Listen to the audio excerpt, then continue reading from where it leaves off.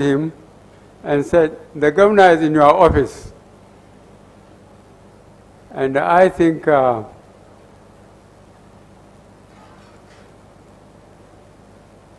don't think he wore his shoes. He just doubled to his office and begged the governor to spare him. I was a governor in Borno State for 7 months. I know what it was. It's potentially very rich. And when I became the head of state, if you could recall, I went to Chad, I went to Niger, I went to Cameroon, because establishing neighborhood on personal and national level is extremely important. If you are not in good books of your neighbor, personally or internationally, you are in trouble. Because it will cost you much more materially and then security-wise if you are not in good book with your neighbor. So good neighborliness is very important.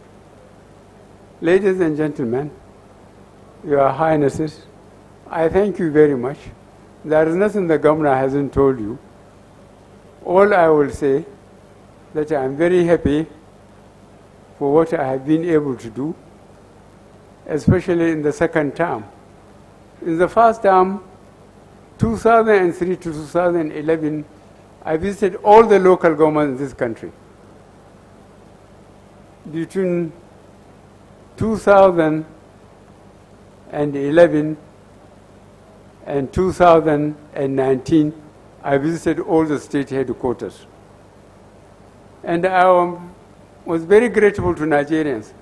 The people who turned out to see me across the country are more than what anybody can buy or force, which means Nigerians, I have been very lucky, tried with me, and I have been doing my best. And I would like you to recall, I want you to check, those who have any doubt, in the central bank and in NNPC, between 1999 and 2019, the average production was 2.1 million barrels a day, average production, at the average cost of $100 American per barrel. So Nigeria was earning $100 times 2.1 every day for those years. But look at our infrastructure. The roads, some of them since PTF roads. Look at our power. We are still having problems with power. Which country can advance without infrastructure? But those who were in charge in those years, they were going around not only Nigeria but the world, giving the impression that they are wonderful. But they cannot explain this money. When we came, the militants in the South was unleashed on the government or on the country. Production went down to 500,000 barrels a day. And we were unlucky, the cost of petroleum went down to $37 a barrel from 100. I want those that could to check with the central bank and the NNPC. But in spite of that, look at what we have been able to do in infrastructure. The governor mentioned some of them. I assure you that we have a wonderful country. I have been a governor, I have been a minister, I have been a head of state. My qualifications are many, and I have been in detention. So really, there is nothing anybody can tell me, whether it is enjoying or suffering. I have gone through it. And during the Civil War, virtually I walked from Makadi to the end of Nigeria.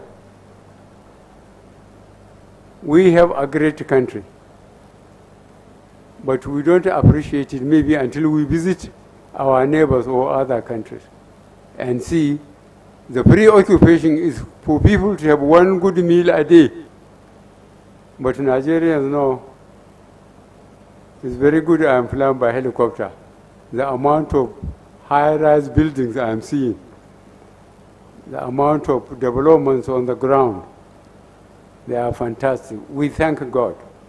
We thank God. We thank God.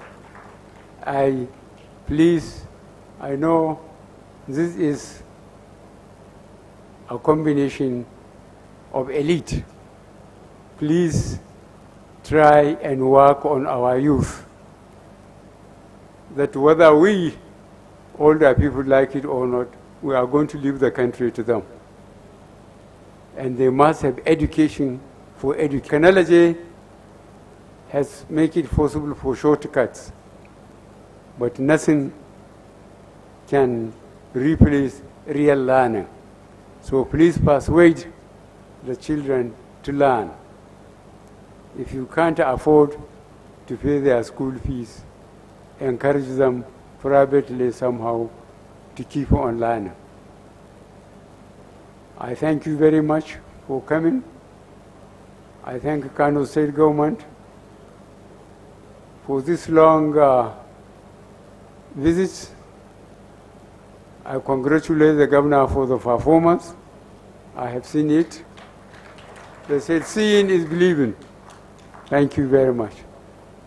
And I promise when I finish, God willing, 29th May, I'm going to Daura. And I'm pleased the governors of Kano and Kaduna, on my way to Kaduna, they have built both underground and above ground driving facilities. I wouldn't have to come and say, please, I have to wait into the long line for vehicles to pass. You have done very well in infrastructure. The governor of Kaduna State, the governor of Kano State, you have shown me what you have done. I said Lagos, Kogi, I have all been invited. I have seen what the governors are doing. I thank you very much. Thank you very much.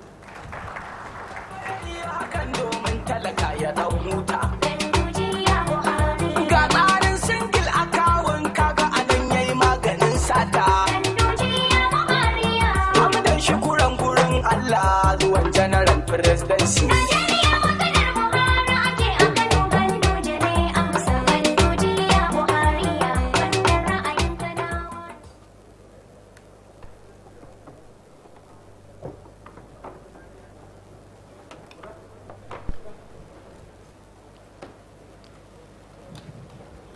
Alhamdulillah. Thank you so very much, Your Excellency. And on this note, I say, سبحانك اللهم وبحمدك نشهد أن لا إله إلا أنت نستغفرك ونتوب إليك سبحان ربك رب العزة عما يصفون وسلام على المرسلين والحمد لله رب العالمين. Shall we rise for the national anthem?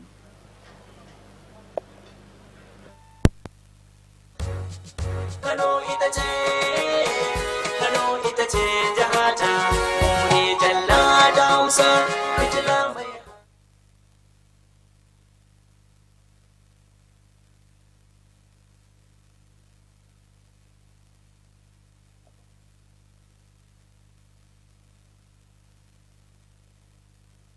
halinsa ake gani a saka shi a kanmu a bamu duk yanci.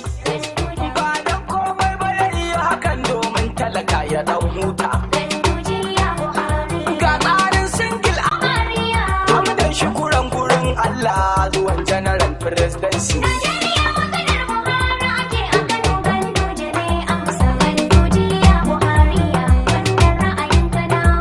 Maganar bodar shiga ta kasar muka lura a yanzu an gyara.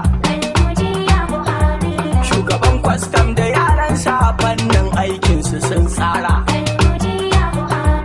Rabanan da Hamid yake karba na bodojinmu ya tara. Da zuwansa ya canja taswirar boda sufurinmu ya gyara. Bodar ƙasa har ruwa da airport duk an kori 'yan zara. Yanzu akawun ɗinsu na ta ridin kuma ba a sace ko sisi.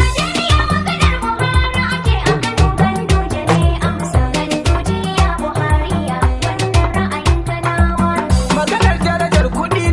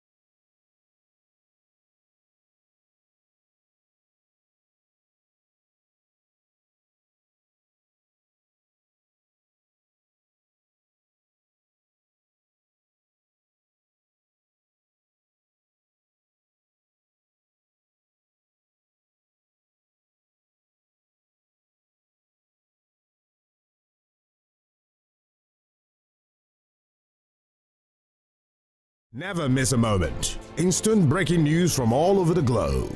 Live streaming of your favorite programs delivered directly to you. Watch anytime from anywhere on your mobile or smart devices. Download the TVC News app today. Available on Google Play and Apple Store. Every major news story is with Benin perspective.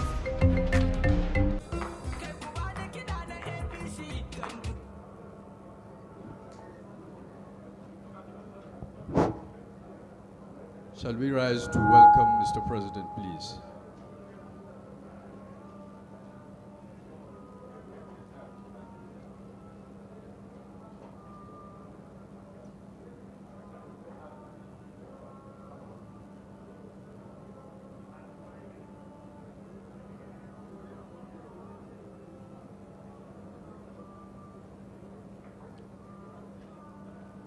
Ladies and gentlemen, shall we rise for the national anthem, please?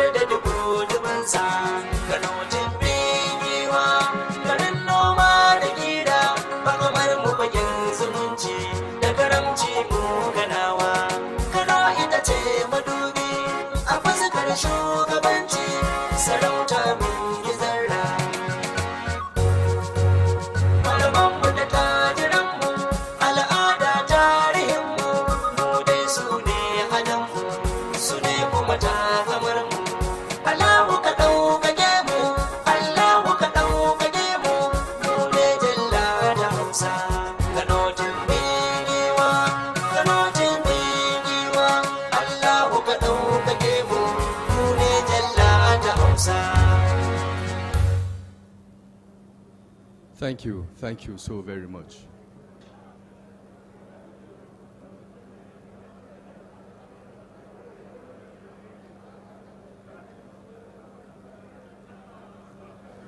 You may remain seated, please.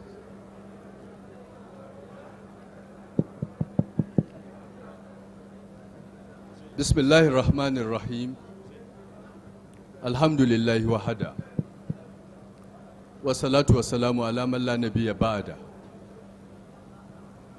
Your Excellency, the President of the Federal Republic of Nigeria, Muhammadu Buhari, GCFR. Your Excellency, the Executive Governor of Kano State, Dr. Abdullahi Ganduji, OFR. Your Excellency, the Deputy Governor, Dr. Nasir Yusuf Gawuna. Your Royal Highnesses, our traditional leaders, the Emir of Kano and Chairman Kano State Council of Emirs, Alhaji Aminu Ado Bayero, the Emir of Bichi, Alhaji Nasiru Ado Bayero, the Emir of Karai, Alhaji Ibrahim Abubakar II, the Emir of Gaya, Alhaji Ibrahim Aliyu, honorable ministers present here, distinguished senators and members of the National Assembly, distinguished elder statesman, Alhaji Aminu Dantata, members of the diplomatic community present here, members of the business community, the ulama and other important stakeholders.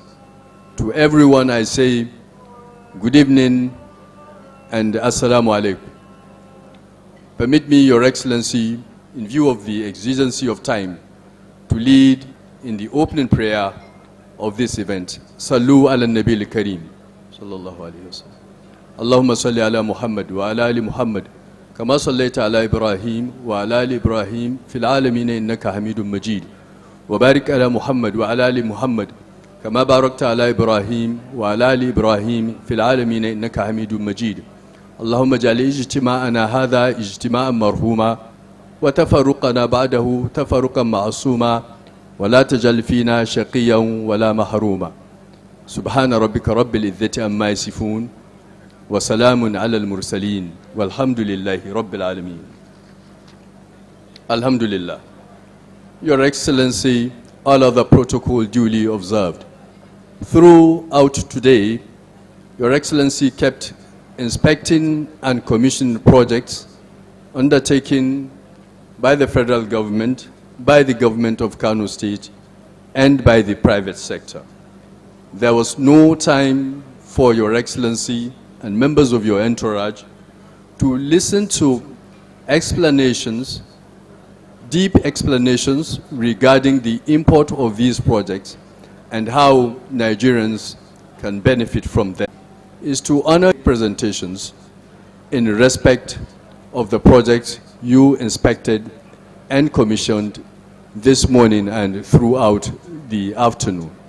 Having said this much by way of introduction, may I crave your indulgences, ladies and gentlemen, to now invite the Secretary to the Government of Kano State and Wazir Ngaya, Alhaji Usman Alhaji, to formally welcome everybody to this event. Let us please appreciate the Secretary to the Government of Kano State with a round of applause as he approaches the podium.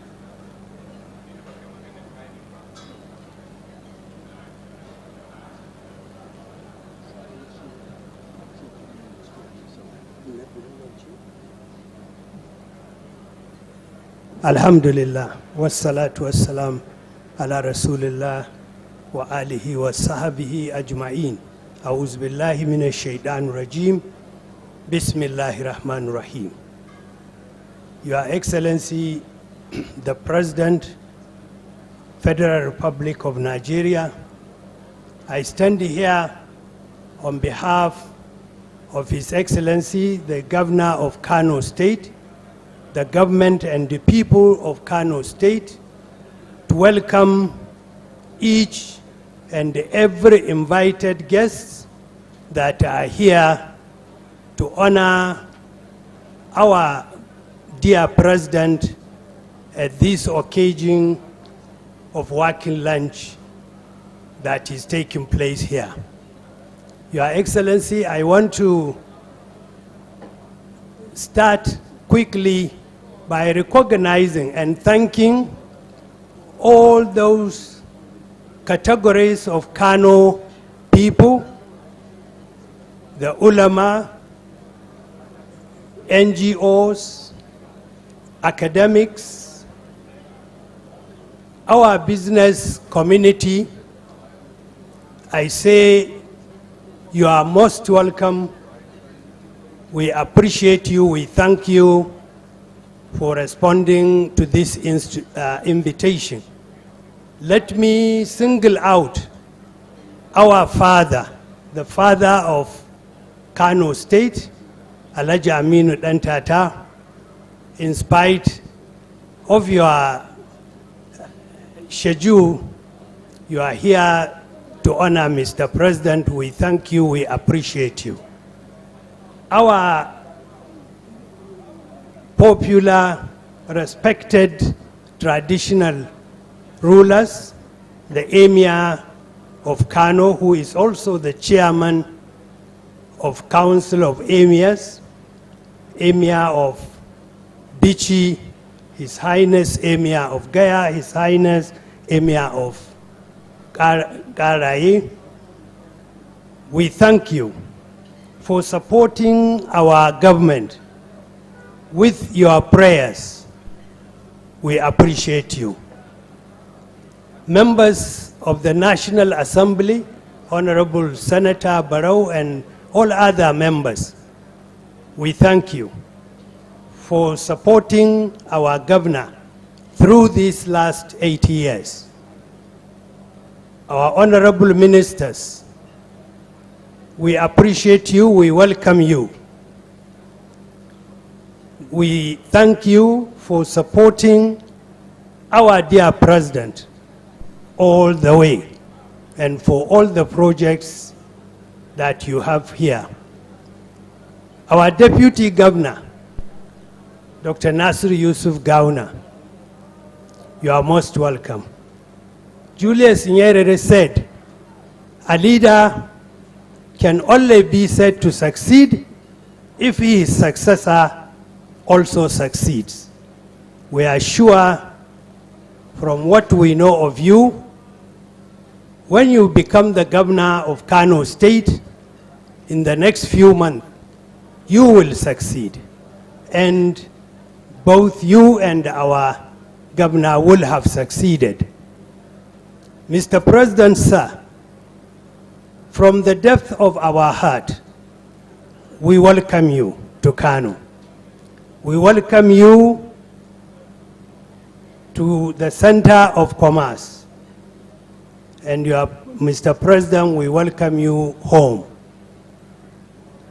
We know that our governor, Dr. Abdullahi Umar Ganduji, over the last 8 years, has done so much and has impacted positively on the lives of our people.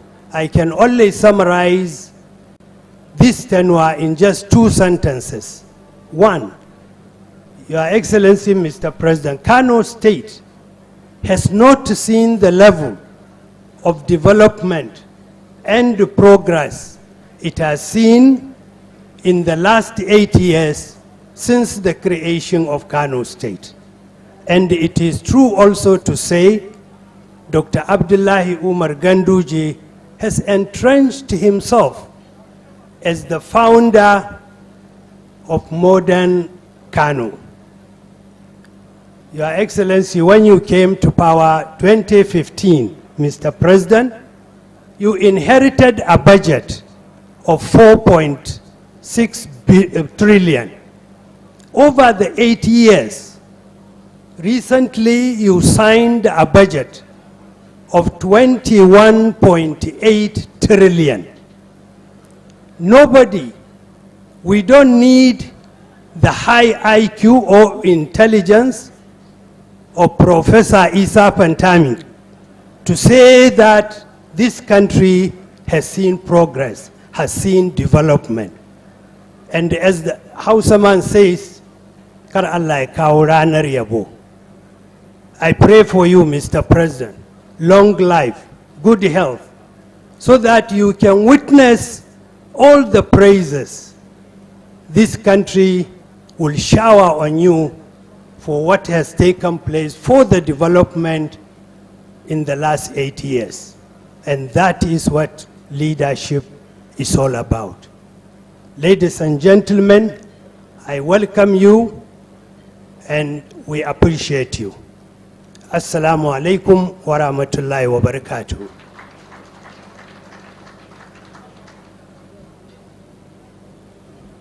Thank you so very much, Alhaji Usman Alhaji, the Secretary to the Government of Kano State, and Wazir Ngaya. Your Excellency, distinguished ladies and gentlemen, let me say something briefly in Hausa for effect. Mr. President, Bahaushe yana cewa sai da ruwan ciki ake jan na rijiya. Lunch is overdue, Your Excellency. Therefore, I have this singular honor to now invite Mr. President to lead us to the table. Your Excellency. Your Excellency, the Governor, the Deputy Governor, and the Honorable Ministers should accompany the President. Your Excellency.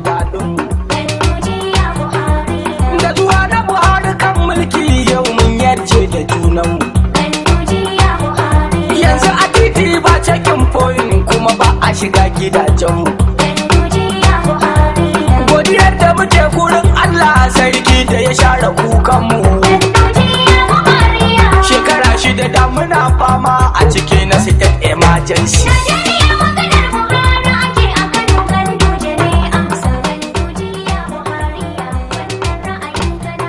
Tokar zancen yawa mu taɓo nasarar da Buhari ya samu. An samu tsaro cikakke yau talakawa mun ji daɗinmu. Da zuwa na Buhari kan mulki yau mun yarje da junanmu. Yanzu a titi ba cikin foyin kuma ba a shiga gidajenmu. Godiyar da muke gurin Allah Allah sarki da ya share kukanmu. Shekara shida da muna fama a ciki na state emergency.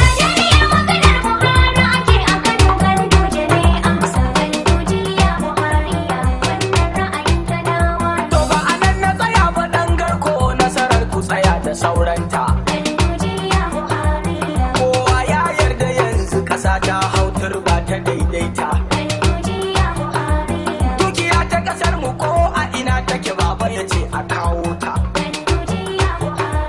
Ba dan komai ba ya yi hakan domin talaka ya dan huta. Ga tsarin single account kaga anan yayi maganin sata. Hamdan shukuran gurin Allah zuwan general presidency.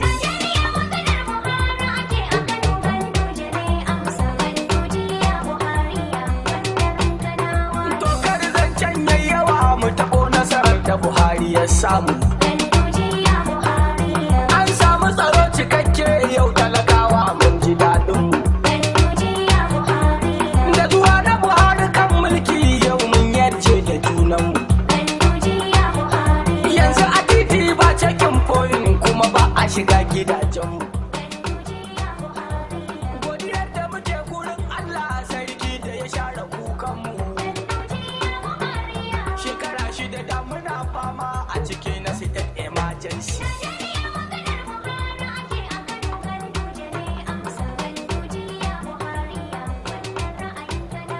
To ba anan na tsaya ba dan garko, nasarar ku tsaya da sauranta.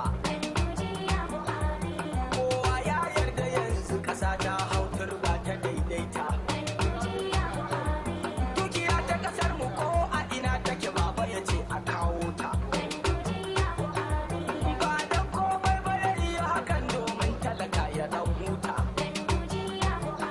Ga tsarin single account kaga anan yayi maganin sata. Hamdan shukuran gurin Allah zuwan general presidency.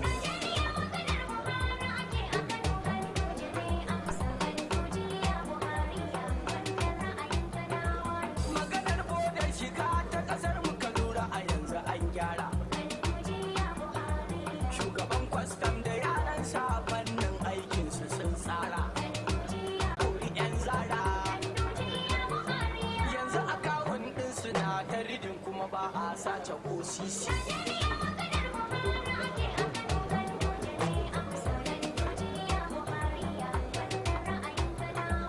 Maganar darajar kuɗi ne a nan fannin baba ya duba.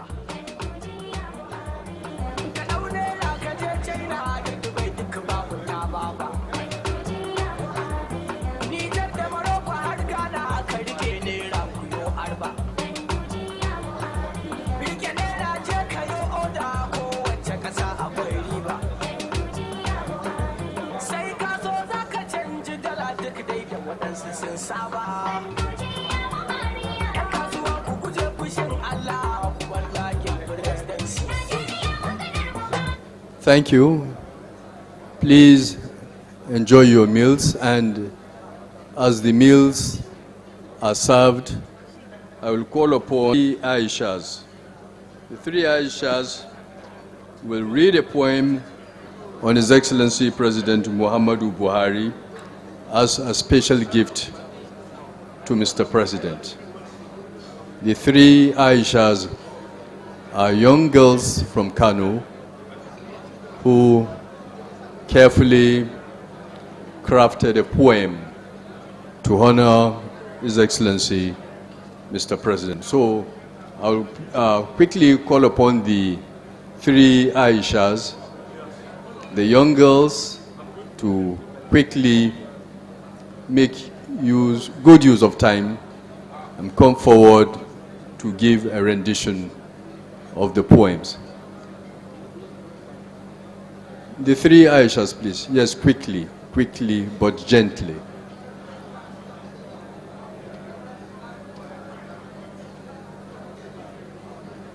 In the meantime, presentations will also be made by 4 ministers regarding 4 critical sectors of the economy as we enjoy our meals, so that we make optimum use of time. The Aishas are here, and they will give a rendition of the poem on His Excellency, Mr. President.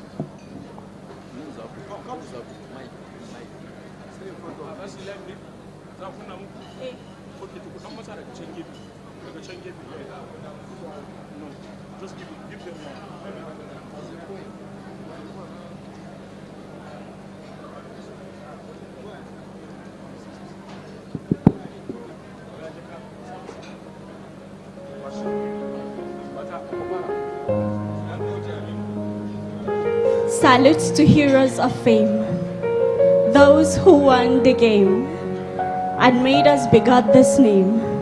Nigeria. Greetings, great Nigerians.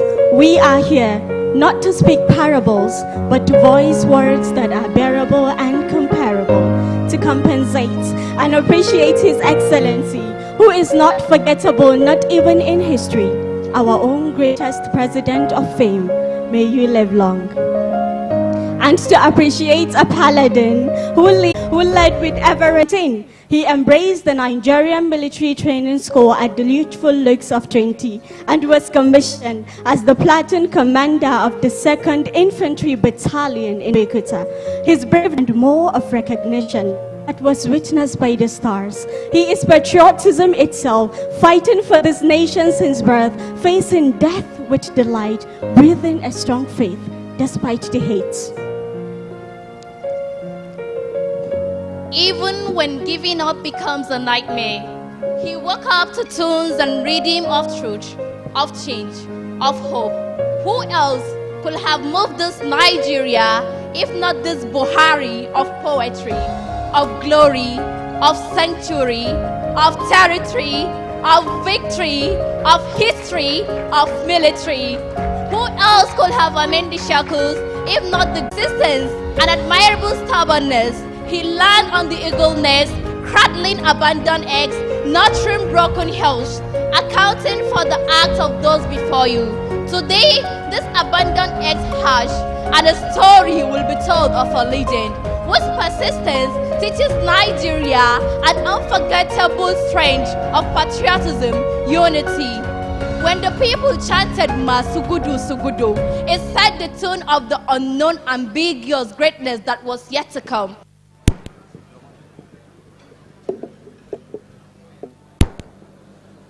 A round of applause once again for the young girls. Thank you so very much.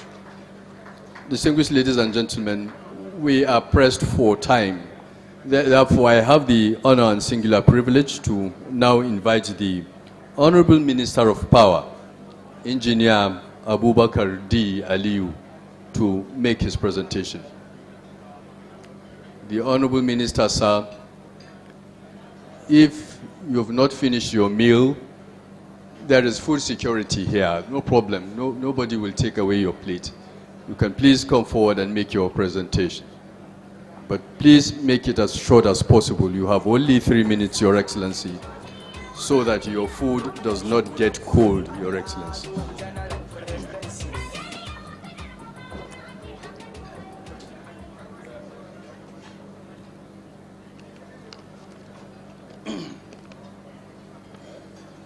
أعوذ بالله من الشيطان الرجيم بسم الله الرحمن الرحيم. Your Excellency, the President Muhammadu Buhari, President of the Federal Republic of Nigeria, our father, our leader, Your Excellency, the Executive Governor of Kano State,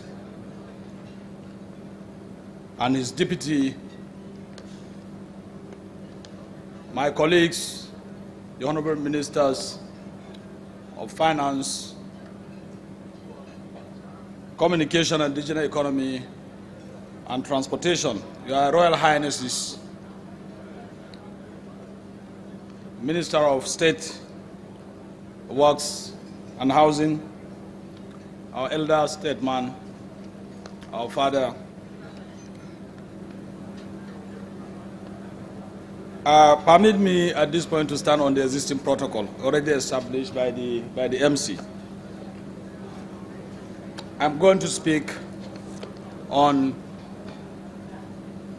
the power sector, more inclined to renewable energy, of which we have just witnessed the commissioning of a 10 megawatt solar PV here in Kano. It gives me great pleasure and delight to be invited to the Chalawa industrial area of Kumboso local government area to witness this historic commissioning of this 10 megawatt Kano solar project. It would not be out of place to note that this is the single largest solar plant in Nigeria. This is particularly significant because it is in line with government's drive towards decarbonization and towards our net zero commitment in line with our energy transition target. Countries all over the world are variously exploring avenues of fulfilling their sustainable development goals, and for energy sector specifically, our target is SDG 7, which focuses on affordable, reliable, sustainable, and modern energy for all. Additionally, there were commitments towards the various nationally determined contributions, NDCs, in line with the Paris Agreement on climate change and the COP26 agreement. Discussions around energy transition and energy security have created the need to particularly focus on alternative sources of energy, especially greener sources, as this has become more critical and heightened by the climate change challenge. The commissioning of this laudable project is therefore timely and necessary. The role of green energy in our national conversation has become necessary, especially because of the commitment Nigeria made to achieve net zero in our carbon emission by 2060. This project by the Nigerian Sovereign Wealth Investment Authority, NSIA, is a clear demonstration that the country is doing the right things and walking the talk in our decarbonization commitment. To achieve this commitment, Nigeria launched the Electricity Vision 30-30-30, signed by our dear President, President Muhammadu Buhari, targeting 30,000 megawatts by the year 2030, and 30% of this shall be from renewable sources. To further demonstrate this commitment, government has reactivated discussion with 14 independent power plants IPP solar project developers across the country. These IPPs shall contribute 1,000 megawatts to the off-grid solar in line with our off-grid and mini-grid policy. Additionally, some state governments are enabling solar projects in their states that will deliver 100 megawatts each, contributing substantially to the off-grid, mini-grid structure. The 10 megawatt Katsina wind farm is already contributing to the grid and is being considered for a solar hybrid that would optimize its availability to 20 megawatts. The government has strategically focused on improving its base load by completing some strategic hydropower projects across the country. Construction of Zungero hydro plant, I can say comfortably, is almost completed. We have started the load testing last week. We have tested one unit, and this week we are going to test the second unit on the grid. We have earlier done the non-load testing of the 4 units, and they are all satisfied. Now we are putting them on the grid. We have finished one this week. This week we are beginning the second load. It takes 1 week to test 1 unit. So throughout this month, we will be testing the 4 units of carbon-free. We will invite for the main commissioning, inshallah. Furthermore, the construction of Kashimbila hydropower plant is planned to deliver 40 megawatts and is already contributing to the grid. The Muhammadu Buhari-led administration is fully committed to the global globalization drive. Once we stabilize our base load through the robust hydropower plant at various stages of completion, we shall integrate of all the off-grid structures to the national grid in a utility scale framework, thereby increasing our energy mix. I am confident that all this will provide sustainable, reliable, and affordable electricity to Nigerians.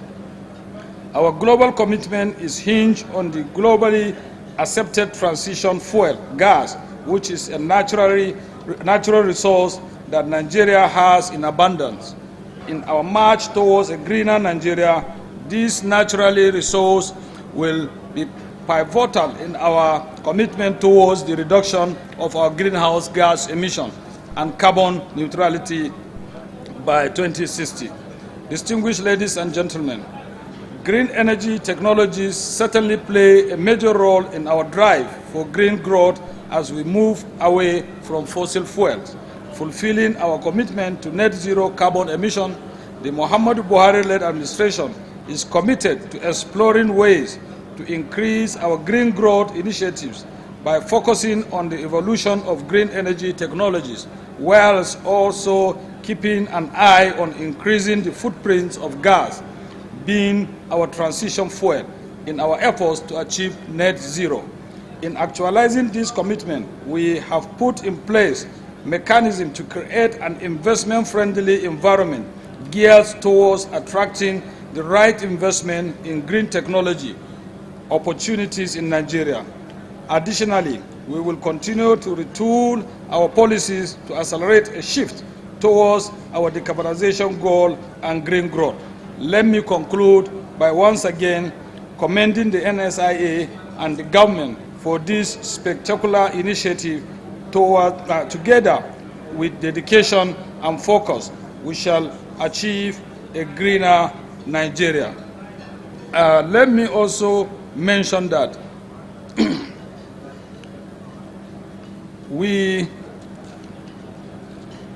there is also another initiative coming from the United States of America through the U.S. Exim Bank, is the investment by Sun Africa in 1,000 megawatt of grid-tied solar across Nigeria.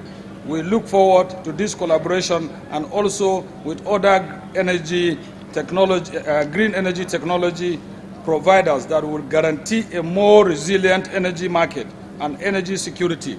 All these projects are expected to deliver about 3,000 megawatts grid-tied solar when completed. Thank you, Your Excellency, ladies and gentlemen.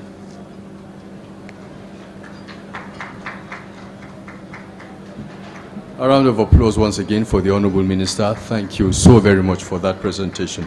Distinguished ladies and gentlemen, as earlier stated, we are constrained by time. Therefore, I will once again appeal to speakers to please limit their presentations to 3 minutes each, so that we can finish the program in very good time.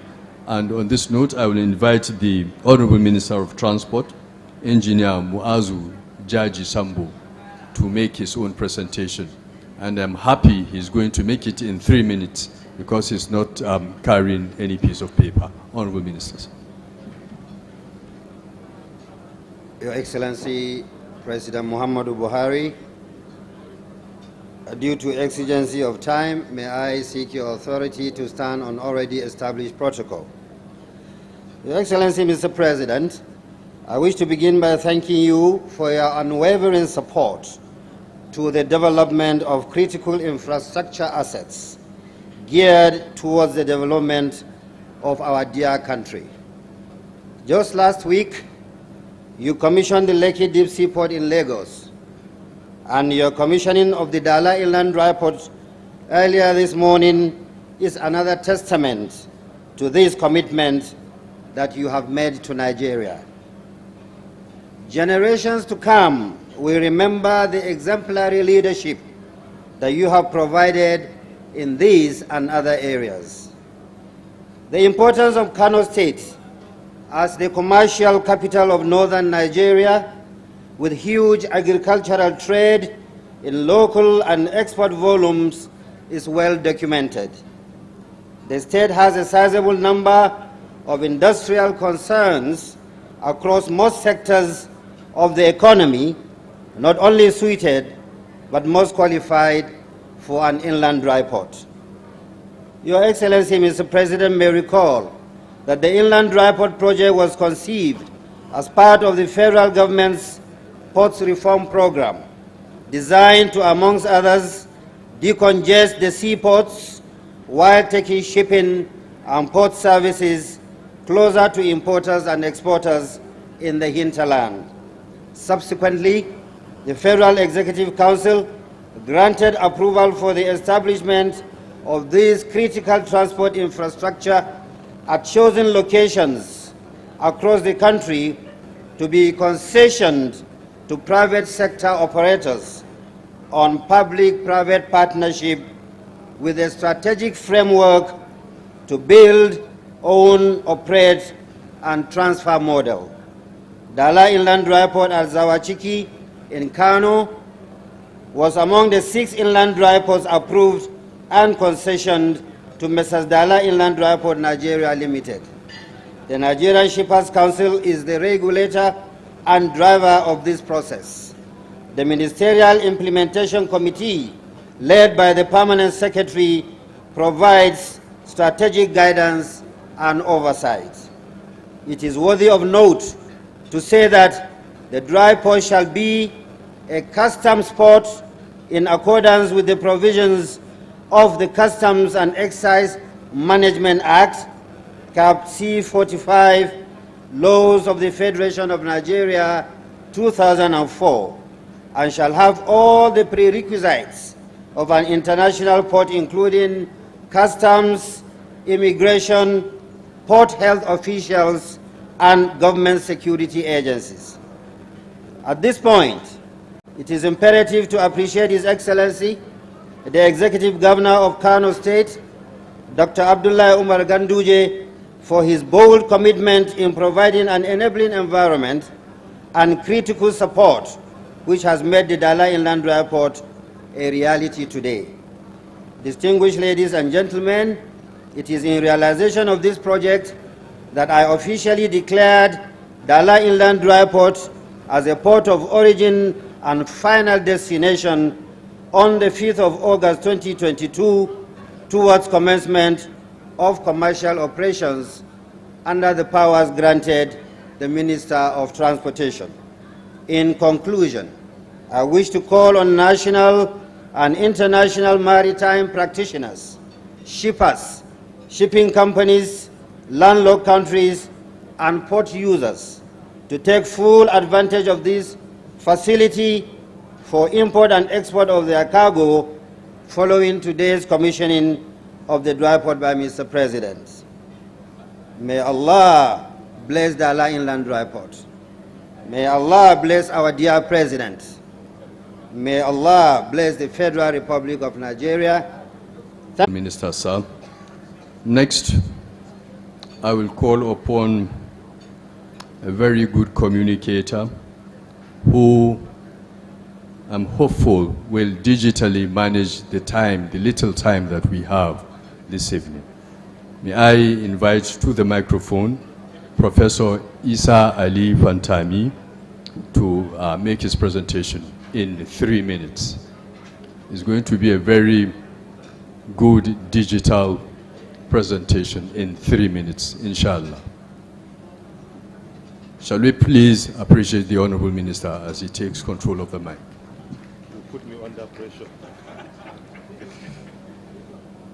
Our father and also the grand patron of digital economy in Nigeria, His Excellency President Muhammadu Buhari, the President of the Federal Republic of Nigeria, the Governor of Kano State, Dr. Abdullahi Umar Ganduji, OFR, the Deputy Governor, members of the National Assembly here present, honorable ministers and members of the Federal Executive Council, our traditional fathers and leaders here present with us, the emirs of Kano, Bichi, Karaye, and Gaya, our father Alhaji Aminu Antata, business community here present, other senior government officials here present, all protocols duly and respectfully observed. Good afternoon to all of you.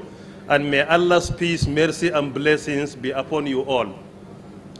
Firstly, I begin by thanking Allah subhanahu wa ta'ala for the opportunity to be in Kano to accompany our President and our Principal, His Excellency President Muhammadu Buhari, in order to commission federal and state projects for the benefit of our citizens and also for our economic development.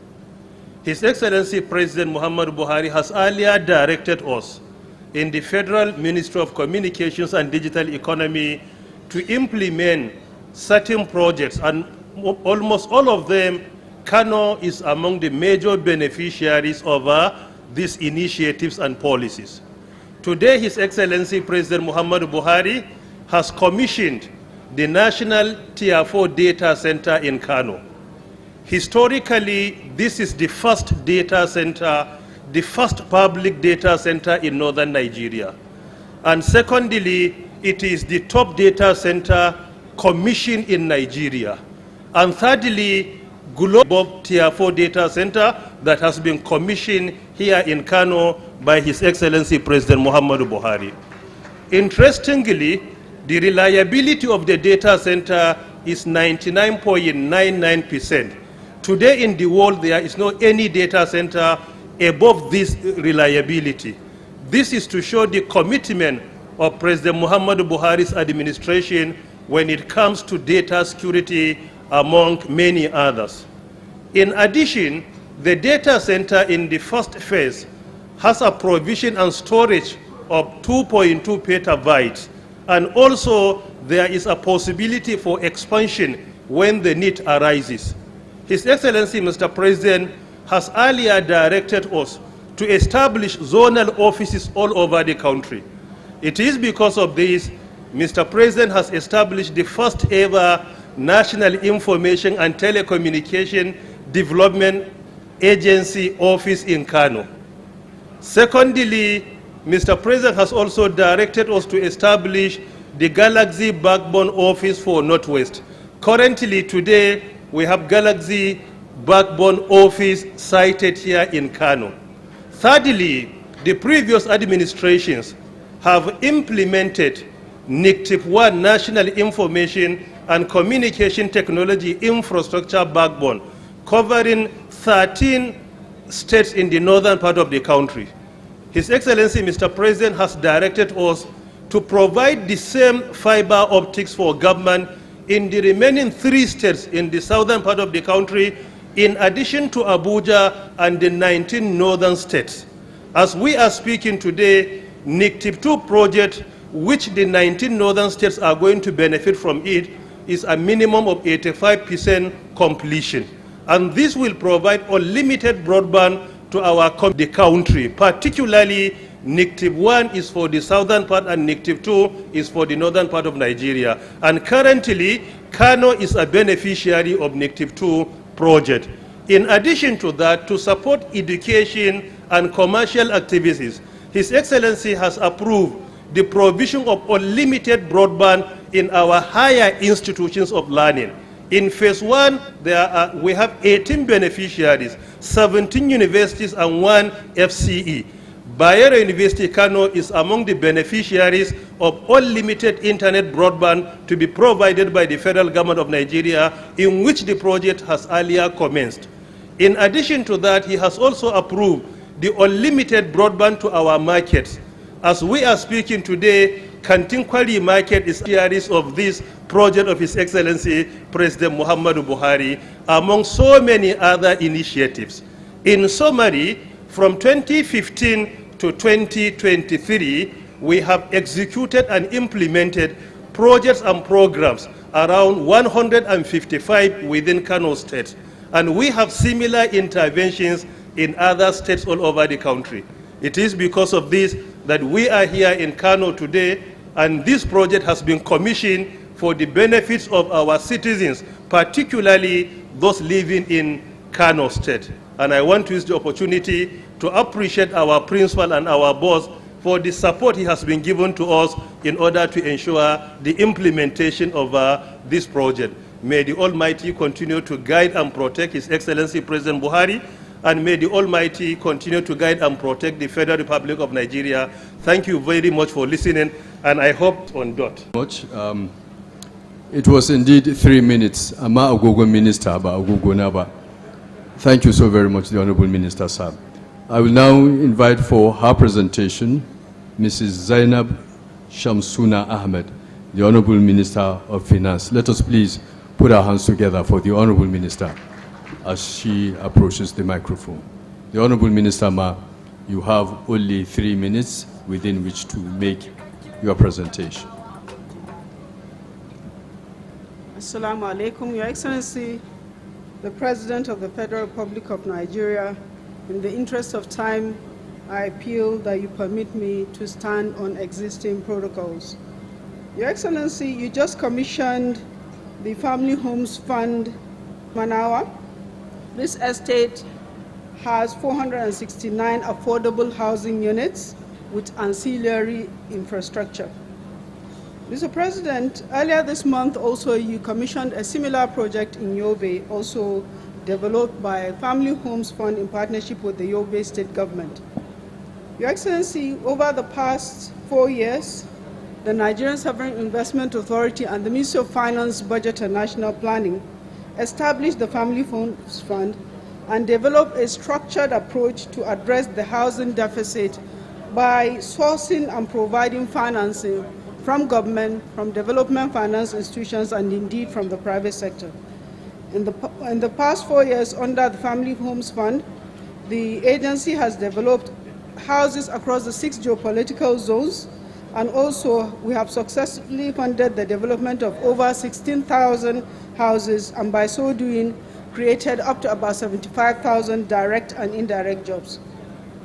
There are some of the projects that are completed while some are ongoing. Family Homes Fund is presently in 12 states of the Federation, and over the next 2 years, the board and the fund plans to extend its housing projects across the 36 states.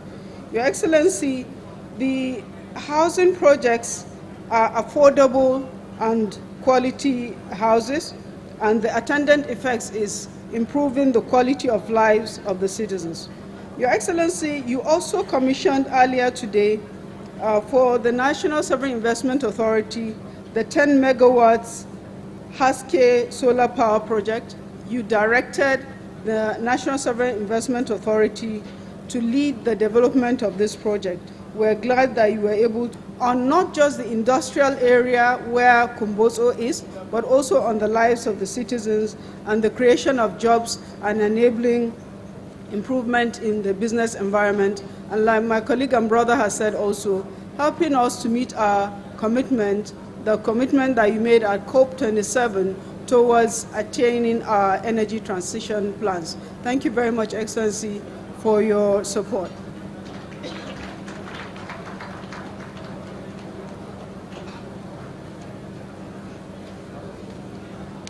Thank you so very much, the Honorable Minister, ma'am. Distinguished ladies and gentlemen, we've made substantial progress in this program, and it is at this point in time that we shall watch 2 short documentaries. By Muhammad Buhari. But by then, Muhammad Buhari was a presidential candidate, not a president of the Federal Republic of Nigeria. He was invited to the foundation. Imagine how many years now. He left it like that. And since we know the history, we know the importance, it is our duty to continue and complete it. We are providing the electricity to our waterworks, for which we are spending millions of naira every month for fueling. Now there will be electric at night. Foundation, after 9 years or so, is the same person who will commission the project. I'm sure Mr. President himself will be nostalgic on how he laid the foundation, and today he is going to commission the project. This is not the first time Mr. President is coming to Kano. He has come before on about 3 different occasions to inaugurate and commission a lot of projects. In Australia, I visited the center because from what we Googled and found out, it is the center of cancer treatment center in the world. So they sent 15 experts and they came. We held several meetings here in Kano, 15 of them. And they undertook a survey. And then they designed the equipment, and then they designed the building, and they gave advice on the management when completed. So that is how the long story started. And when we decided to do it with the costing for the construction of the building, we paid 50% advance payment. And for the equipment, we paid 60%, so that fluctuation of Naira will not affect, that particular project. So I'm so happy to say that that cancer treatment center is completed according to the conception, according to the design, according to the prescription, and all the equipment are on the ground.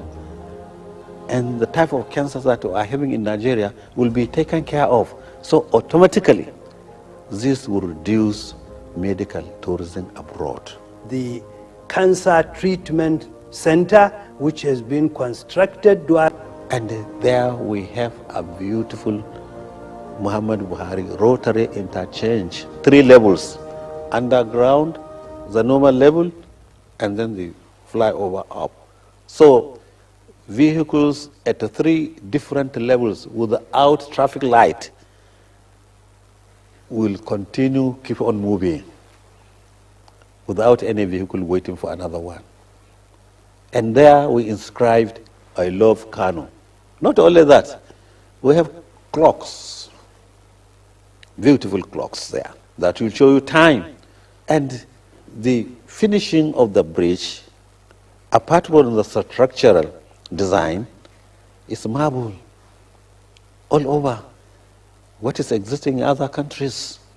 It is a gateway to the eastern part of Kano State, northeastern part of Kano State.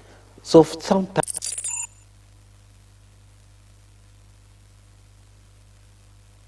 we have what we call even during the colonial masters, GRA, for those, with high status, give them GRA. They stay there. I say, okay, why can't we develop something for teachers? Can't the teachers have their own quotas? They contribute. Then we discuss with the NUT, Nigerian Union of Teachers, in Kano State. We say this is a program. It's not free of charge, but Kano State will provide an enabling environment. We provide free land. We provide some infrastructures. And then through the mortgage bank,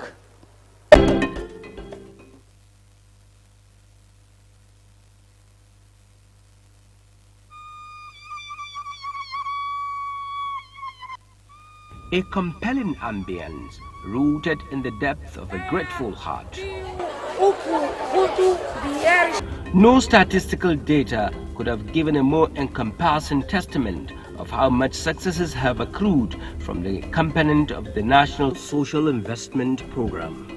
In Kano, one of the pilot states, the program units kicked off. The stories of their journeys are laced with telltales of successes.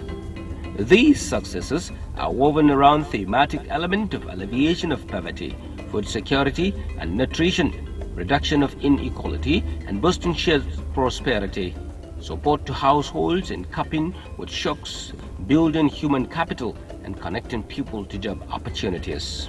Under the conditional cash transfer component of the program, over 150,000 households have been covered by providing targeted cash transfers to the most vulnerable households with a long-term goal of lifting millions out of poverty.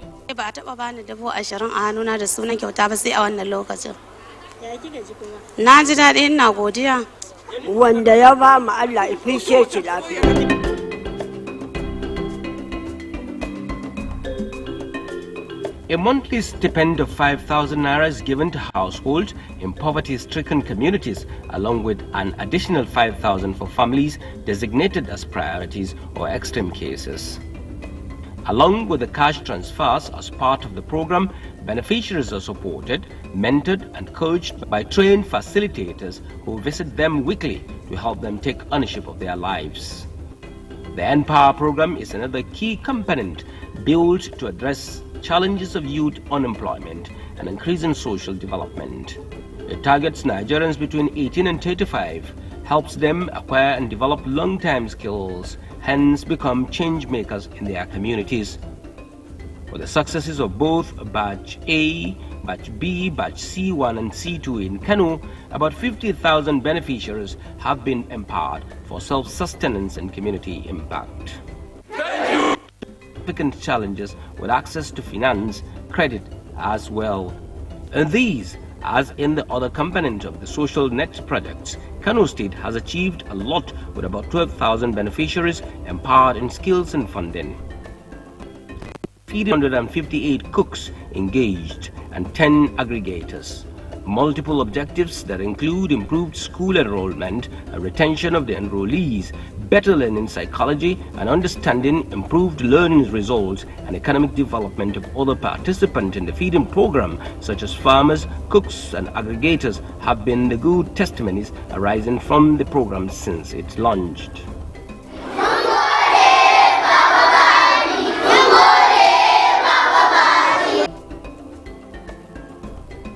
As people of wisdom will say, we should not be great to begin. We should rather be great has indeed risen.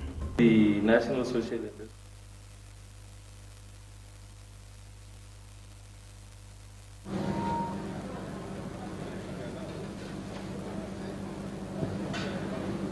Those videos were good, aren't they? Please let us appreciate them, all the producers, with a round of applause. Your Excellency, all other protocols duly observed. I will now invite for his speech His Excellency, the Executive Governor of Kano State, Dr. Abdullahi Umar Ganduji, OFR. Your Excellency, let us please appreciate the Executive Governor of Kano State as he approaches the microphone.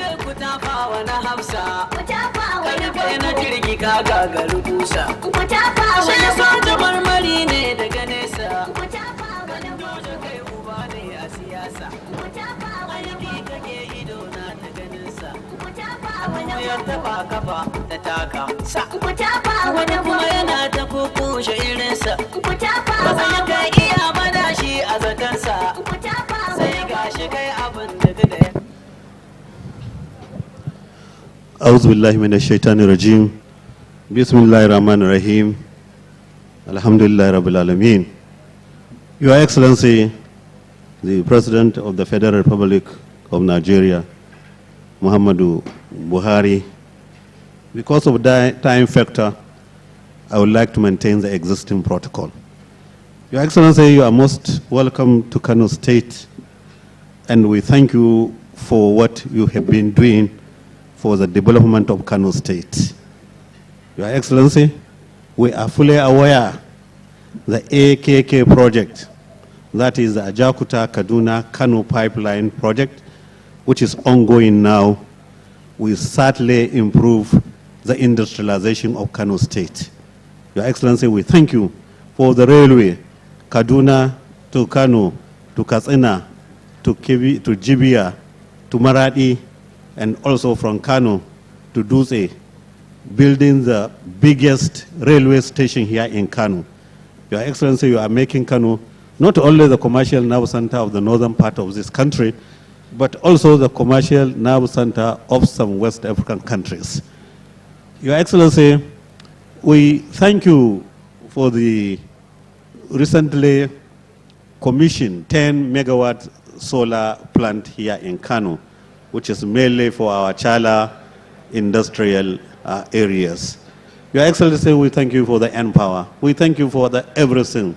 We thank you for the major roads leading to Kano, especially from Kano to Kaduna to Abuja, and also from Maiduguri to Kano, from Kano to Katsina, from Kano to Gorozo, and also down to Katsina State.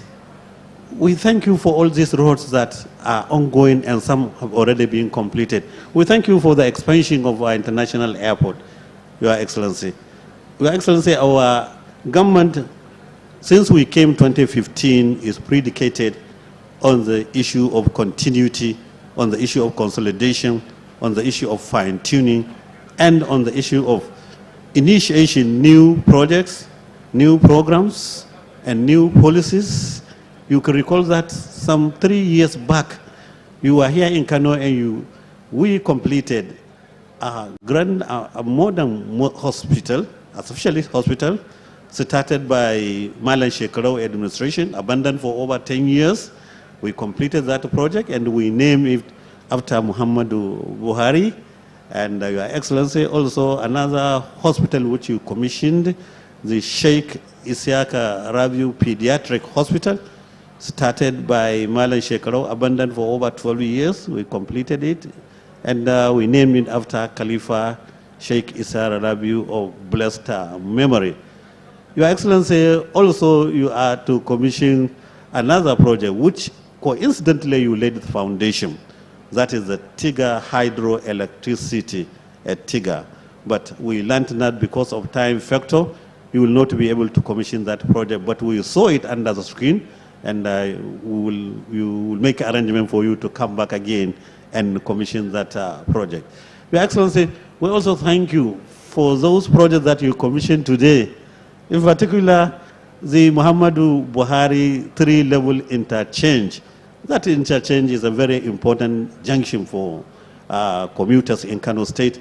We could recall that people coming from Chad Republic, from Niger, from the Cameroon Republic, even from Central Africa Republic, the northeastern states of Nigeria, including Jigawa.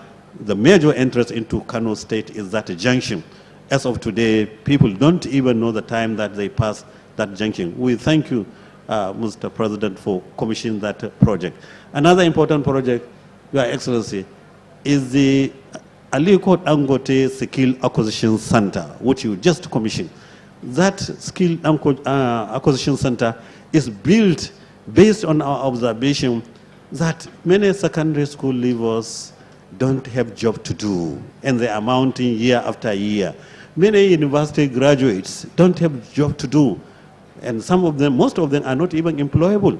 So we undertook a study here in Kano State, and we discovered that there are 20 skills. If acquired, immediately that person will be self-employed. So we decided, we employed a consultant, and he recommended for the purchase of such equipments. The skills that are being taught, Your Excellency, include automotive machines, automotive body repair, carpentry and joinery, computer hardware engineering, electrical electronics, welding and fabrication, engineering fittings, refrigeration and air conditioning, leather works and shoemaking, hairdressing and beauty therapy, automotive electronics, block and concrete works, business and computer studies, electrical installation, renewable energy, metal machining, plumbing and piping, dressmaking and fashion, catering and hospitality, and technical drawing. We thank you, Mr. President, for that. Mr. President, we also thank you for commissioning our data center. We thank you for commissioning the control and command room at the DSS office. I will not be able to describe fully because of security issues, but you have seen it, and we believe it is helping us to have security here in Kano State. Your Excellency, I think I need also to thank you for commissioning the Kano State Cancer Center, which is the most comprehensive radiotherapy and oncology treatment center in Nigeria as of today. Your Excellency, I'm beating my chest, as of today. It has been built and equipped with state-of-the-art medical equipment that consists of 3 major radiotherapy machines, namely through Vim, Halocene, Halion, Brachytherapy system. The TrueBeam and Halocene machines use the latest radiotherapy machines with an average scanning treatment time of 2 minutes per session and 1 to 5 sessions for a complete treatment, compared to the latter having 30 to 40 minutes per session and 20 to 40 sessions for a complete cure. Consequently, each machine can treat more than 50 patients per day when put to full-scale operation. The Halocene and TrueBeam can treat all forms of solid tumors, including those of the central nervous system, musculoskeletal system, spinal and respiratory system. The brachytherapy machine can treat prostate and hypophyseal tumors. Available medical gadgets include CT simulator, complete laboratory covering 7 specialties: hematology, chemistry, immunology, histopathology, microbiology, molecular laboratory, and a blood bank, as well as a fully equipped theater. A chemotherapy unit catering for 18 patients at a time, with isolation rooms, inpatient facilities, and the surgical unit with 8-bed intensive care unit ICU. Your Excellency, the center has also been provided with a pharmacy unit, research library, conference room, and an administrative unit. Your Excellency, from statistics, current cancer statistics in Nigeria, new cases annually stand at 102,000, according to Aminu Kano Teaching Hospital. And annual death due to cancer in Nigeria is 72,000, showing that about 50% of cancer cases find their way to the grave. May God help us. Your Excellency, we have decided to take samples of 3 types of cancers in Kano State. And what we have found out is that breast cancer, all the types of cancers that we are having in Kano, 41.1% are breast cancer. Another investigation indicated that all the type of cancers we are having, cervical cancer takes 11.1%. And another investigation then indicates that prostate cancer takes 10.9%. Your Excellency, we named this cancer center Professor Hafsat Ganduji Cancer Treatment Center because of her concern, because of her assistance to those patients with cancer, in particular those with breast cancer. Thank you and God bless. Mungode.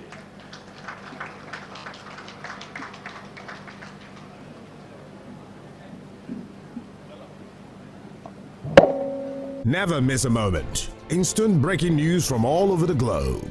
Live streaming of your favorite programs delivered directly to you. Watch anytime from anywhere on your mobile or smart devices. Download the TVC News app today. Available on Google Play and Apple Store.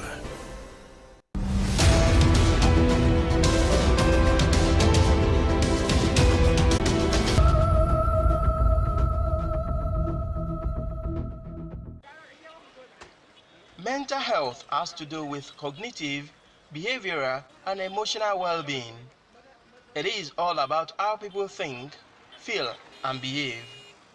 People with mental health challenges may find it difficult to take proper control of their behavioral, emotional, and physical well-being. Based on this, the promotion, protection, and restoration of mental health should be regarded as a vital concern of individuals, communities, societies, and the government. The World Health Organization estimated that 1 in every 4 persons is at risk. Strengthened over the last few years. These measures ensure that substandard and falsified products do not even leave their countries of origin in the first place. We import about 70% of our drugs from Southeast Asia. Last year, I took about 7 or 8 staff there. We have changed our clean report investigation analysis, inspection analysis rather, in China and India, because there were loopholes in the pre-shipment analysis.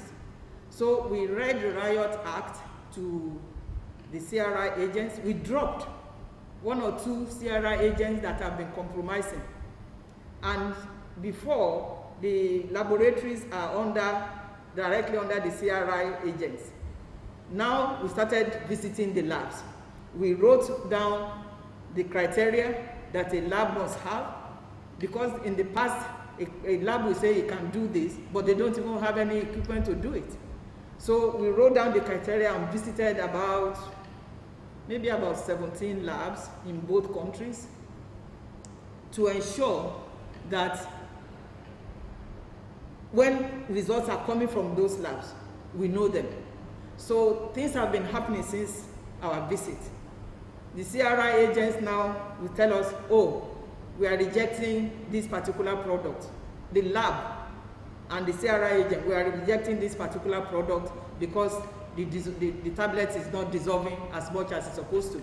We are rejecting this because there is no active ingredient in it. So it is from the pre-shipment that we are now starting, so that our level of confidence for products coming from outside will increase. NAFDAC has made unprecedented gains in stopping the influx of substandard and falsified regulated products from entering into Nigeria, especially substances like tramadol. These achievements have been a result of interagency and international collaborations spearheaded by joint efforts of the Ports Inspection and Investigation and Enforcement Directorates of the agency. Our Ports Inspection Directorate is extremely vigilant. They know they have the single portal window where they can detect so many things now, fake NAFDAC registration certificate, things like that they have, and that is also going to help in terms of from the country to the port of entry and then post-marketing. So we are doing all this. It's a holistic approach. Basically, as Port Inspection Director concerned, we have achieved so much. I remembered when Professor Adeyeye took the mantle of leadership of the agency. Before then, there have been issues around influx of tramadol. Within a month, we intercepted more than 36 containers of tramadol. When the heat was on the importers of tramadol, they started diverting to the neighboring West African countries, of which we did not relent our efforts through a collaboratory effort across regulatory agencies in West African countries, and also the fact that we had a very reliable ambassador to Benin Republic, Nigerian ambassador to Benin Republic, so we were able to accomplish a lot. The tables and graphs represent the records of seizure made during the period covering November 2017. Table 1, Figure 1 represents the seizure of containers of illegally imported unregisterable doses of tramadol made from December 2017 to March 2020. It can be seen that the number of containers gradually reduced from a high of 11 to 1 in June 2018, before rising to 14 in September 2018. This increase was due to the increased surveillance and monitoring arising from information that we were able to obtain from intelligence sources that enabled the agency to monitor the containers from the originating ports at the countries of source through the shipping channels, thereby ensuring that the interception were effectively achieved in spite of several attempts by the importers to transload the ship on the high sea and at several ports along the West African coast. Currently, there has been a significant reduction in the number of interception that we have been obtaining with respect to substandard, fake, or falsified pharmaceuticals and other unwholesome NAFDAC-regulated products at the port. The collaboration between NAFDAC and other international agencies, as shown in the Benin Republic destruction exercise, is key to sustaining the prevention of unregistered and unwholesome products from getting into Nigeria, a task the Director General is not taking lightly. We go after anywhere we know that there is falsification, there is counterfeiting. Our enforcement is at high alert every time. And we get tips from the citizens, because this is not just NAFDAC problem. It is our it's a societal problem. So if somebody sees something that is too good to be true, that is suspicious, they should call us. And we have been very successful, and 2 or 3 times now. The way they describe it, it was the way we found the people that are trying to kill our people with falsified medicines.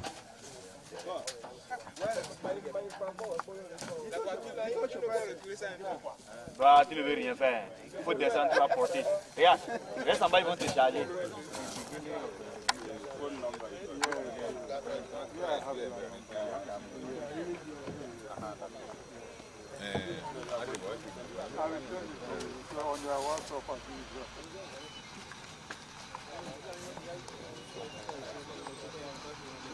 Don't wake up.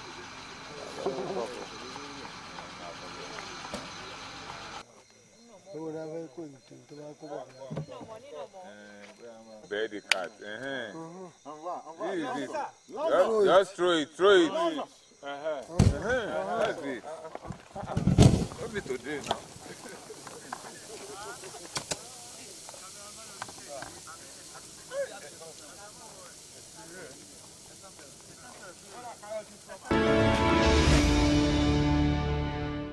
Here is where we draw the curtains on this edition of the program. Join us same time, same station next week for another informative package. In the meantime, if you have comments, complaints, or you want to report activities of fake drugs or adulterated food product peddlers, our doors are always open. You can reach NAFDAC via toll-free numbers. For inquiries, call 0700 162 3322. For complaints, call 0800 about any form of misconduct. You can reach the Reforms Unit via email, reforms@nafdac.gov.ng, or call the Reforms hotlines on 0909 763 0506 or 0909 763 0507. NAFDAC, customer focused, agency minded.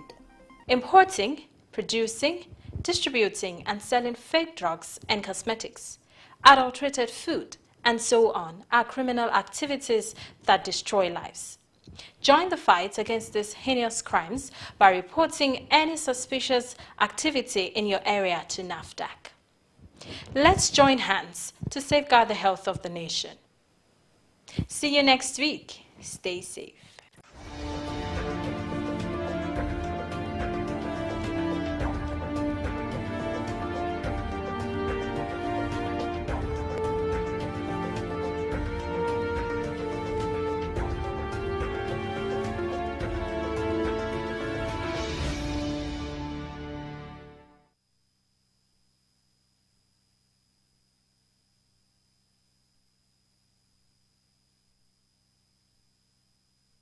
The following is a paid presentation by ShopX TV. Happy New Year! Showbex TV is proud to bring you a very special offer. Yes, from now till January 31st, 2023, we are offering our customers an opportunity to save up to 66% of our best-selling kiddies product. Struggle, but you just can't get them to sleep. You need Happy Nappers, the perfect play pillows that pull open to a sleepy sack surprise. With a simple pull and zip, your child can snuggle up and nap inside of it. They are happy, happy nappers. They love to sleep and play with you. Then, when it's time to sleep, you just pull on their feet. Sleepy time, playtime, anytime is happy napper time. And when the napping is done, they fold back in for even more fun. Ordinarily, play pillows or blankets are not as much fun. They don't hold the heat your kids will love. And the sleep sacks are completely enclosed to keep your child warm and cozy during nap times or even through the night. Toluani absolutely loves her Happy Nappers kitty cat. It's pink, girly, and fluffy. Everything that she loves. Well, I love it because it's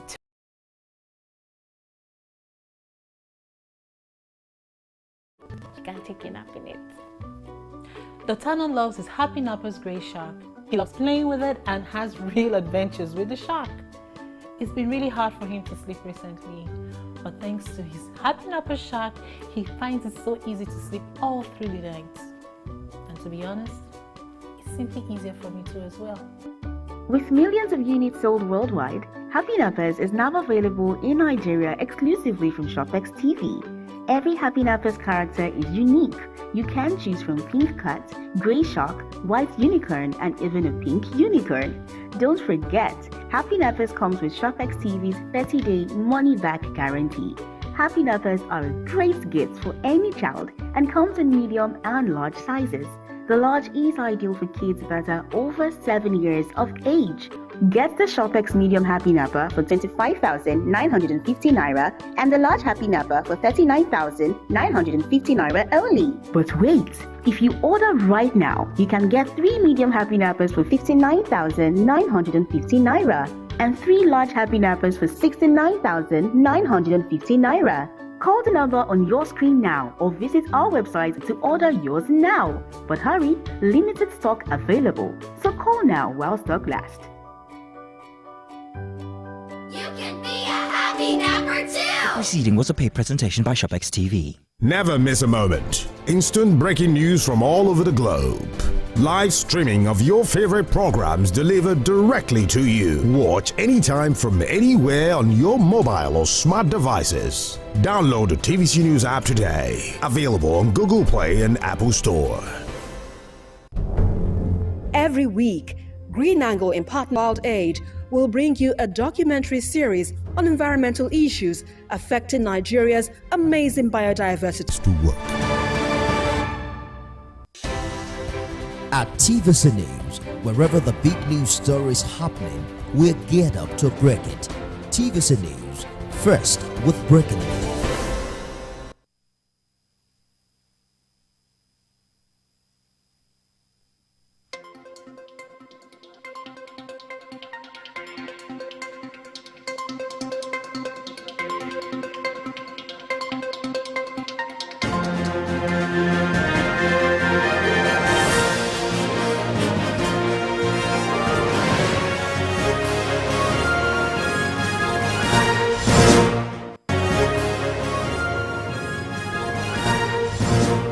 On the news tonight, DSS intercepts organized syndicates involved in the sale of new redesigned Naira notes.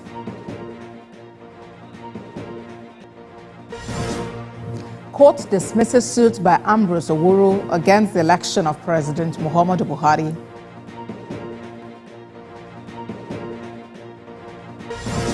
On the foreign scene, 47 persons killed by a bomb that targeted the policeman praying in a mosque in Pakistan.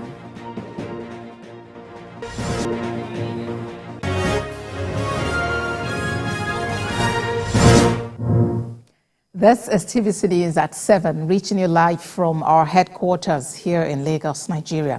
We begin with the arrest of organized syndicates by the Department of State Services for their involvement in the sale of the redesigned Naira notes. In a statement by DSS spokesperson Peter Funaya, the service established that some commercial bank officials are aiding the wrongdoing. The service warns the currency racketeers to desist from this ignoble act.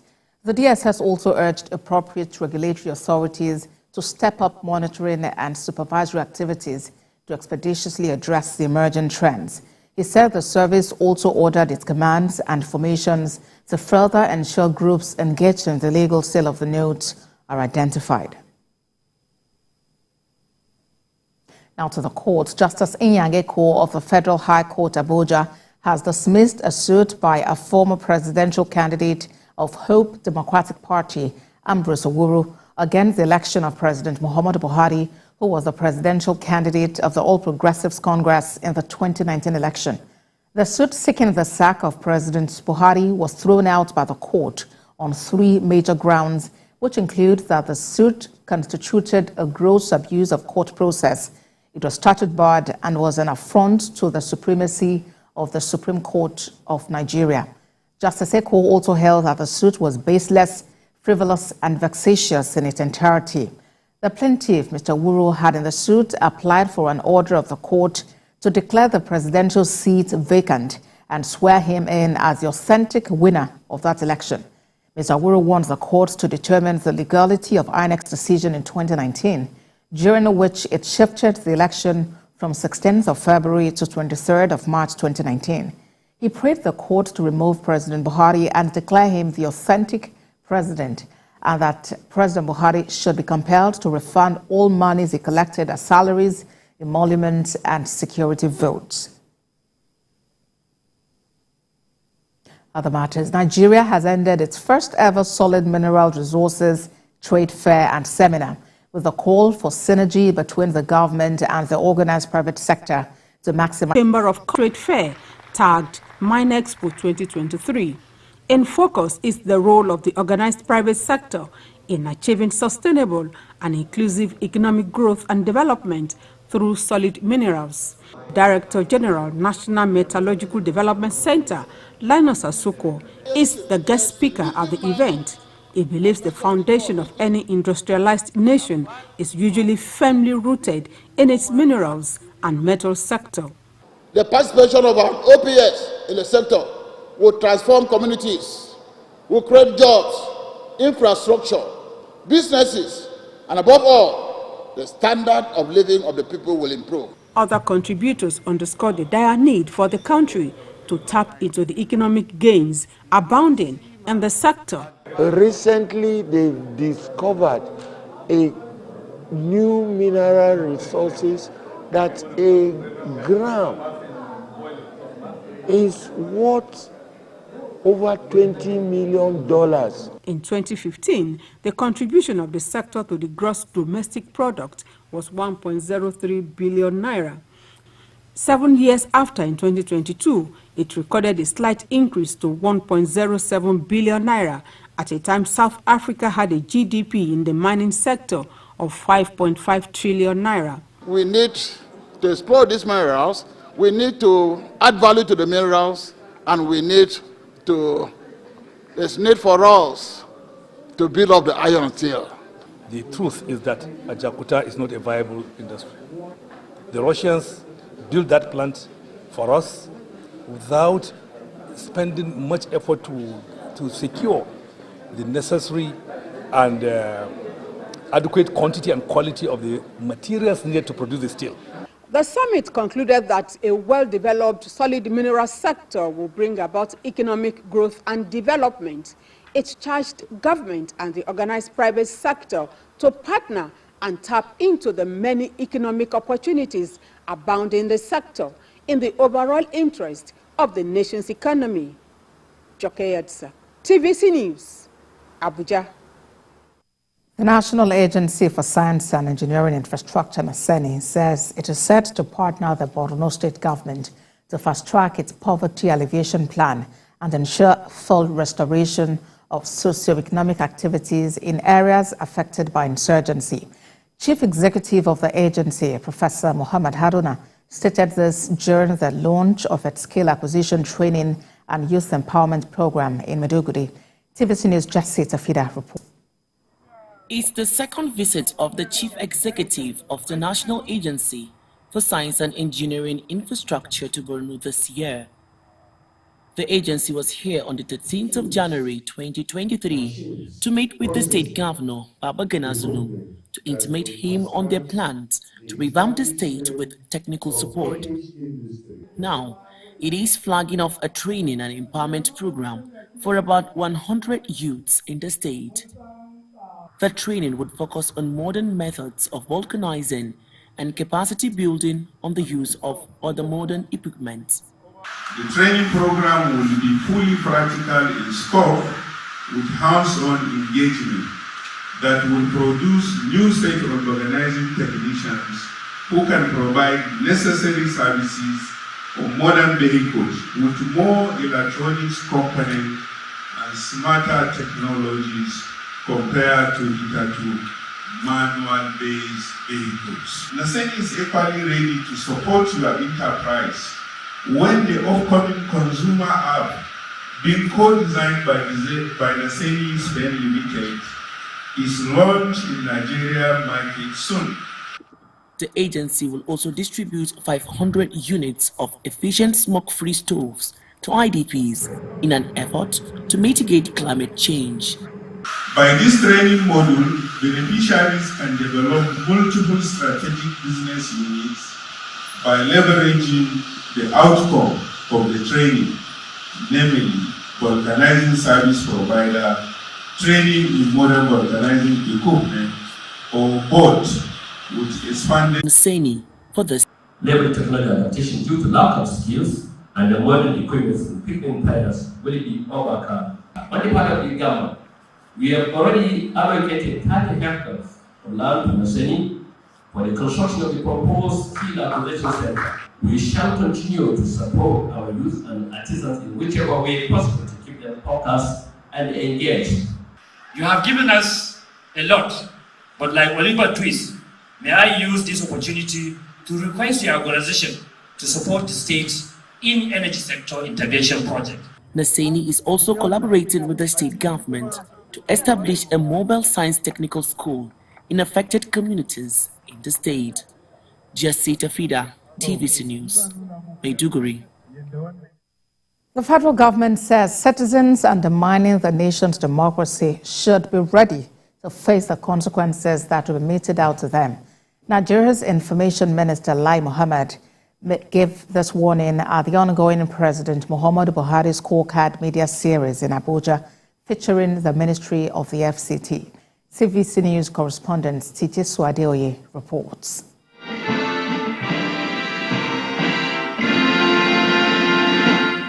It is the 20th edition of the President Muhammadu Buhari scorecard media series showcasing the achievements of the Buhari administration. Nigeria's Information Minister Lai Mohammed sets the tone for the day's business with a note of warning to some Nigerians living abroad whose actions continue to put the country in bad light and undermine its democratic process. The minister says such persons should be ready to accept whatever consequence that comes with it. Let me respond to the numerous requests that we have received from the media on the decision of the United States of America to slam a visa ban on some Nigerians who are undermining democracy. Let me be clear. Whatever action is taken against anyone who undermines this democracy that has been watered by the blood of many of our patriots is right and justified. Today's spotlight is on the Ministry of the FCT. The minister highlights his achievements in the areas of infrastructure, education, health, security, agriculture, economy, and social interventions. A lot of people out there, try to overblow the issue. But I am privy to security reports of what happened in the FCT every 24 hours. As a matter of fact, every 12 hours. And I know that there's a lot of work that is going on. And for every incident that you read in the newspapers or on the social media, I tell you, and it's true, over 10 cases have been nipped in the bud by our security agencies. Over 10 cases have been attended. The federal government reaffirms that it will continue to perform its functions as mandated, and Nigerians have nothing to fear. The federal government says the ongoing media scorecard series is proof that it is ready for a smooth transition of power on the 29th of May, and Nigerians should be rest assured that the February elections will hold as scheduled. Tijesu Adeoye, TVC News, Abuja. Still to come on TVC News at 7. Reconstruction of the outward section of the Lagos-Ibadan Expressway commences today, starting with level 0, which is the Ojota section. Stay with us for details of this and more stories after the break.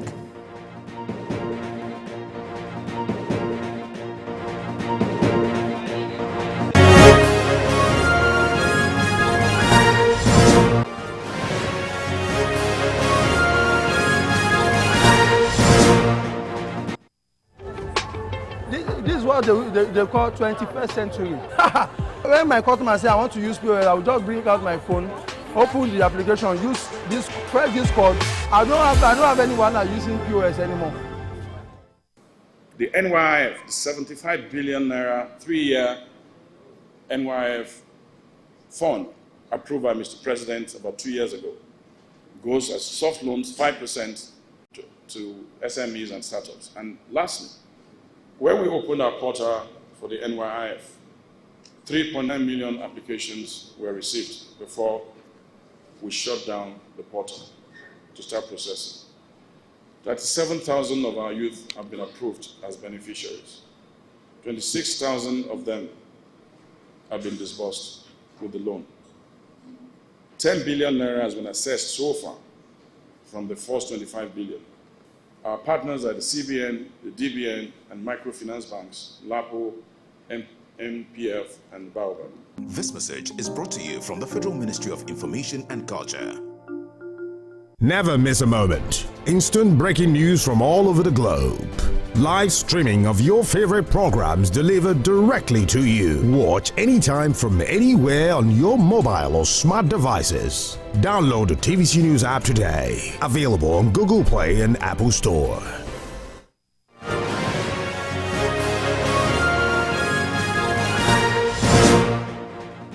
This is TVC News at 7, and here is a reminder of our top stories. DSS intercepts organized syndicates involved in sale of the new redesigned Naira notes.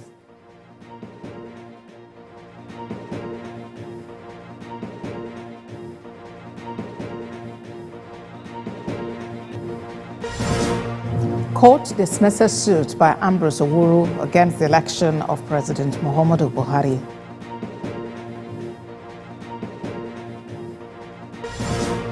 Outside Nigeria, 47 persons killed by a bomb that targeted policemen praying in a mosque in Pakistan. And in sport, Everton confirm appointment of former Burnley boss Sean Dyche as the new manager.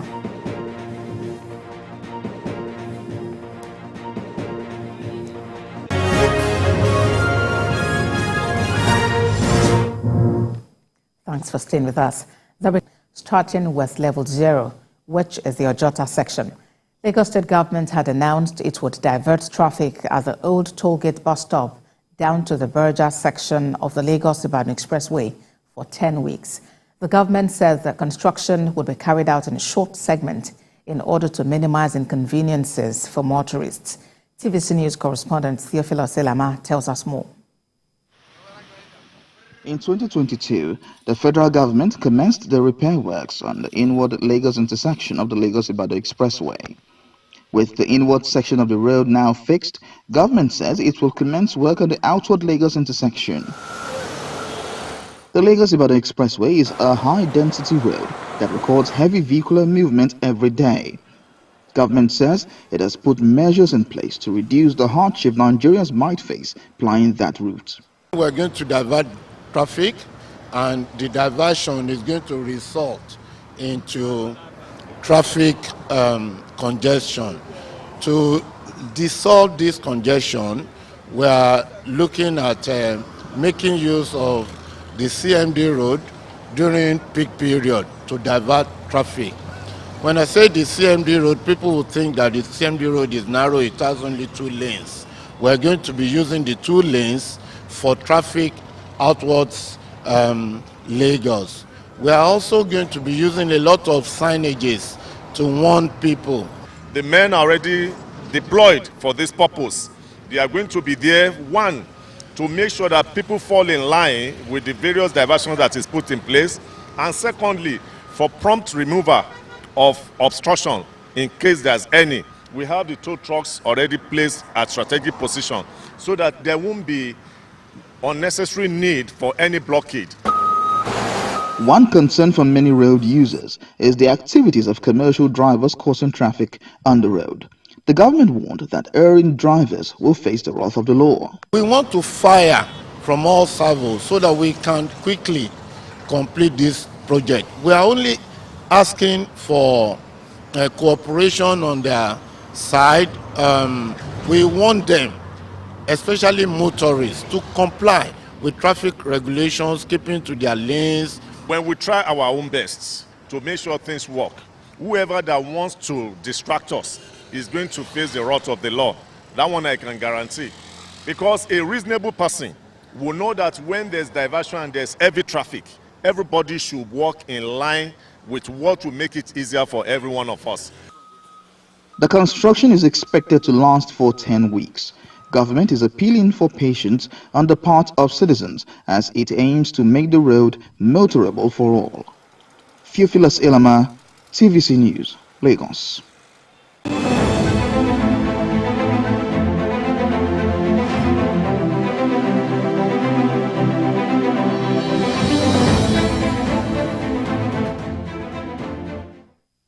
Talking politics now, it's 25 days to the presidential election, and the presidential candidate of the All Progressives Congress, Asiwaju Bola Tinubu, has charged residents of Akwa Ibom State to go collect their permanent voter cards so as to vote the party in the 25th of February 2023 poll.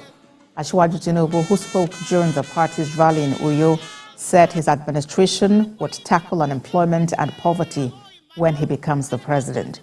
He assured the people they would ensure their welfare is represented and received. The APC presidential candidate also thanks the people of... Get credit for an incomplete assignment. The assignment is not complete until you vote. Do you have the PVC? If you don't have it, go and take it. This is the revolution. Correct. A revolution to change poverty to happiness. Kano State Deputy Governor and All Progressives Congress governorship candidate Nasiru Gawuna has told stakeholders of the state in Lagos that he would pursue industrialization of Kano as governor. Mr. Gawuna, who spoke in Lagos, promised to encourage investors to take advantage of the enabling environment in the state to stimulate the economy. We have details in this report. In less than 30 days, Nigerians will go to the polls and elect people that will represent them at the national and state level. For the Deputy Governor of Kano State, who is also the candidate of the All Progressive Congress, the consultation for him continues as he engages Kano stakeholders based in Lagos and investors in partnership with the Directorate of Stakeholders Management of his Governorship Campaign Council. At this stakeholders forum, the APC candidate elaborated on his manifesto by identifying all the economic potentials where Kano has advantage with the aim of outlining how it could be harnessed. There are a lot of industries that want to partner with people that can come and invest. We have a lot of them in Bompai, in Sharada, Chalawa, to mention a few. And we are ready as government to come and mediate between these investors and the already existing industries that we have. On his part, former national chairman of the APC, Adams Oshiomhole, while canvassing support for Mr. Gawuna, said the meeting signified that true leaders genuinely care about their people and are committed to service. Most deputy governors are not trusted enough by the outgoing governor. Here we have a unique situation where Governor Ganduji is easily one of the most seasoned politicians in Kano. Some stakeholders who attend the meeting also has this to say. The party is reaching out to the people, listening to them, like what this event is all about. And so the people are very much happy, and they're willing to, they are embracing the party altogether, both at the national level and at the state level. In his remark, Governor Abdullahi Ganduji said Kano has followed the road Lagos has taken in adapting continuity in governance. Our people, those who are staying in Lagos, to understand our candidate, to understand the manifesto, and to know why they should vote for the President of the Federal Republic of Nigeria, our own candidate, Asuwaju, and also to vote for our Kano State candidate. That is why we are here. Mr. Gawuna promised to sustain the policy of the incumbent government in collaboration with other agencies to fight drug abuse in the state. Ademola Lawrence, TVC News, Lagos. The Independent Campaign Council Directorate of Professional Women working for the election of the All Progressives Congress presidential candidate Asiwaju Bola Tinubu and re-election of Governor Babajide Sanwo-Olu in Lagos State has urged Nigerians to use the 10-day extension for collection of permanent voter cards by INEC to get theirs. The women reeled out reasons for citizens to vote their candidate in February and March. TVC News' Aditoja Salam Adeni has more. They are professionals from different disciplines like law, engineering, media, among others. They no longer want to sit on the fence during the electioneering period, but rally support for the party they described as efficient. The purpose of their gathering is to enlighten the electorate, especially professionals, on the need to vote the All Progressives Congress candidates. This support group said it will leave no stone unturned in galvanizing and mobilizing the electorate, especially the technocrats, to deliver 1 million out of the 5 million votes target of the APC in February presidential election and March gubernatorial poll. We want these professionals to know that this APC government loves them and they're ready to empower them. It is what the Nigerian professionals can't do that they will go abroad to do. So that's the position we are putting all the professionals there. So right now we have the 50 professional bodies. This is your PVC. It is your right. And let's come out massively and vote for Asiwaju Ahmed Tinubu. Vote for Babajide Sanwo-Olu in Lagos State. He has done it and he will do it again. It's our choice. ICC was initiated to work in complementary roles with the APC campaign council structure in the state to achieve success. Coalition of northern groups has raised an alarm over an alleged plot to scuttle the 25th of February presidential election. The group based its concerns on the upsurge in attacks on public facilities, the lingering fuel crisis, and the controversy trailing the Naira redesign policy of the Central Bank of Nigeria. Spokesperson of the coalition, Abdulaziz Suleiman, who addressed a press conference in Abuja, noted that the unrelenting disturbances in the southeast were being encouraged by certain powerful interests entrenched in the current administration in the form of escalated violence. He added that the current fuel scarcity across the country was artificial and engineered by politicians with ulterior motives. The politicians that are supposedly targeted are not crying. None of them is crying. I think they have their money already sorted out. It's you and I that will face the problems. And besides, the suspicion is why a few weeks to election? Why? The government had 8 years. There'll be more stories in just a moment. Stay with TVC News.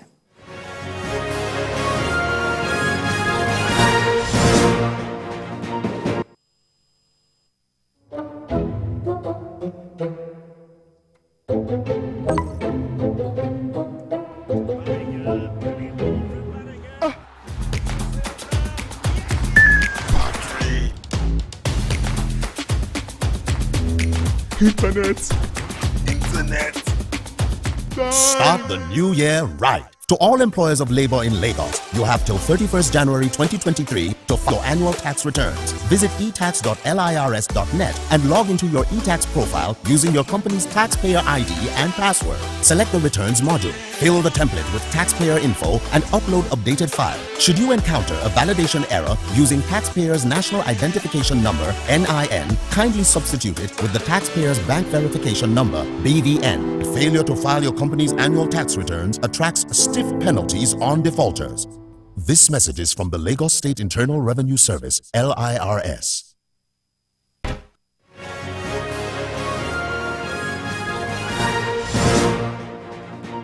Thanks for staying with us. The West Africa examination fees for 36 final year secondary school students have been paid by an APC stakeholder in Bassa Council area of Plateau State. The gesture is to show his support towards the actualization of the Asiwaju Bola Tinubu Free Education Agenda for 2023. TVC News Plateau correspondent Funam Joshua tells us more. These parents of final year senior secondary students in Kwal community of Bassa Council area of Plateau State are filled with joy and relief. The examination fees of their children who are to sit for this year's WAEC, totaling over 1 million naira, has been taken care of by an APC stakeholder from the community. The gesture is the donor's way of complementing the free education policy of the APC 2023 presidential candidate, Asiwaju Bola Ahmed Tinubu. The beneficiary students and their parents were invited by the philanthropist to the venue, where he handed over the fees, 29,000 naira each, to the students. We spoke with a few of the beneficiaries and their parents about their feelings about the gesture. We don't have anybody, nobody have ever come and show us all this kind of gesture. In fact, today, to me, I'm very, very grateful. In fact, we are going to vote for him. We are going to vote for him. We are going to give him a total vote. For what Pastor Mike have done today, we are saying that APC will continue to move ahead. What I have now is thank you, and I say thank you again. Today, they have given me money without doing anything. I'm saying thank you. God should see him through, and God should continue strengthening him. Mr. Michael Rivi is the event convener. He shared his thoughts with us. We come out of compassion, pushed by the vision of Ahmed Bola Tinubu, the Jagaban of Africa, and our great mentor, Dr. Netta Wayilwada. I've been driven with their passion and also their concern for free education to the entire youth and the less privileged of Nigeria. The benefiting community assures the convener that they will mobilize votes for Asiwaju Tinubu following this gesture. Funam Joshua, TVC News, Kwal. A vote for Tinubu is a vote for what? Free education.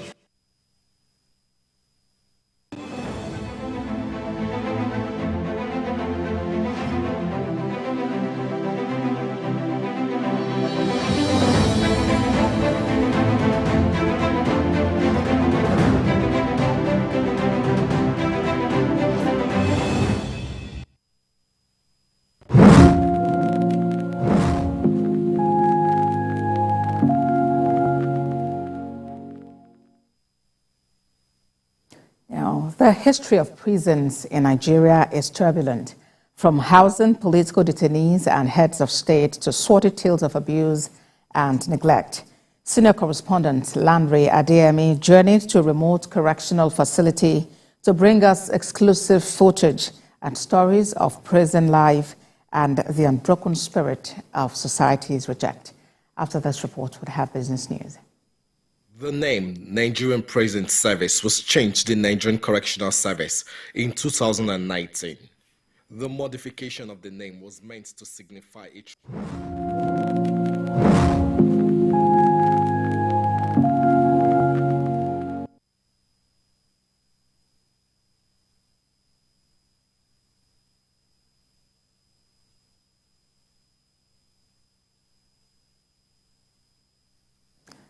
All right, we apologize for the abrupt end of that report. Now let's talk business. Industry players in the Nigerian marketing communication ecosystem have been advised to continually evolve and remain resilient in the volatile, uncertain, complex, and ambiguous operating environment. We'll take a moment and get to this and other business reports.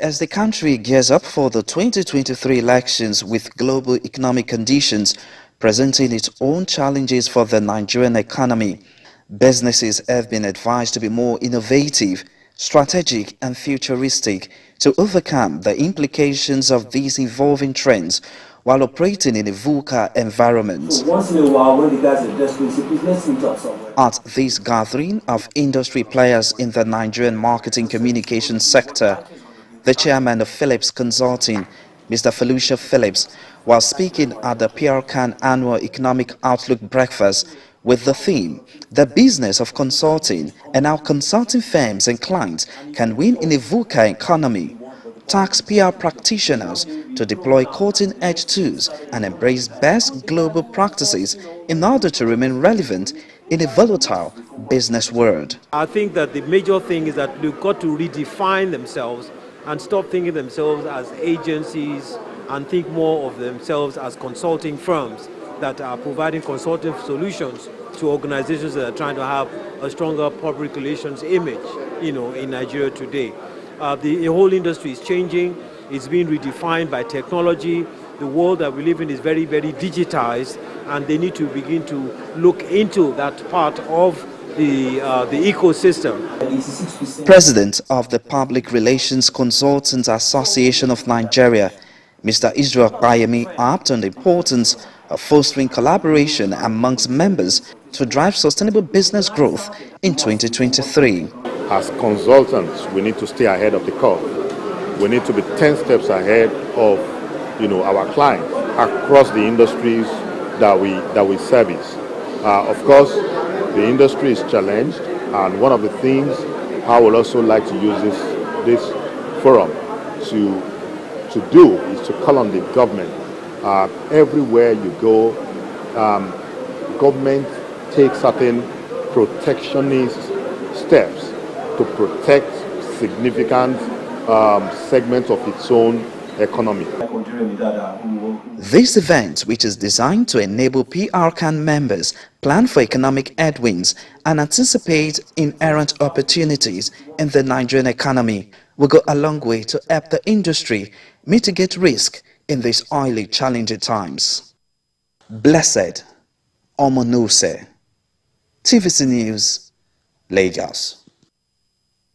As Nigeria's capacity to weather the storm remains eroded by deep-seated institutional vulnerabilities and social challenges, Moody's Investor Service has downgraded Nigeria's rating to a level lower to CAR 1, sinking the country deeper into its non-investment grade from the country's previous and worrisome rating of B3.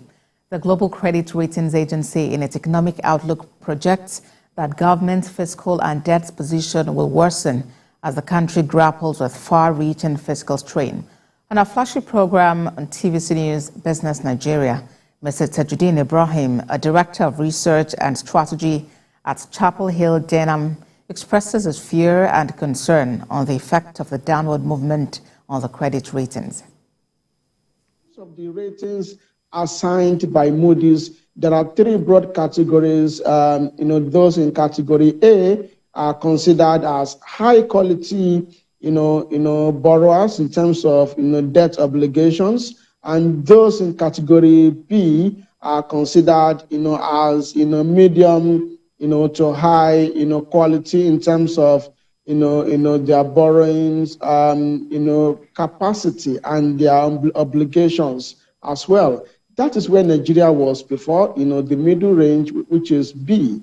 But now that, we have moved to the lowest range, which is, band C, that is, a range where Nigeria is now considered a very high, credit risk country, which means that, there are high chances of default, by the country. So those are the meanings of the downgrade, and generally speaking, it is negative for us as a country, in my view.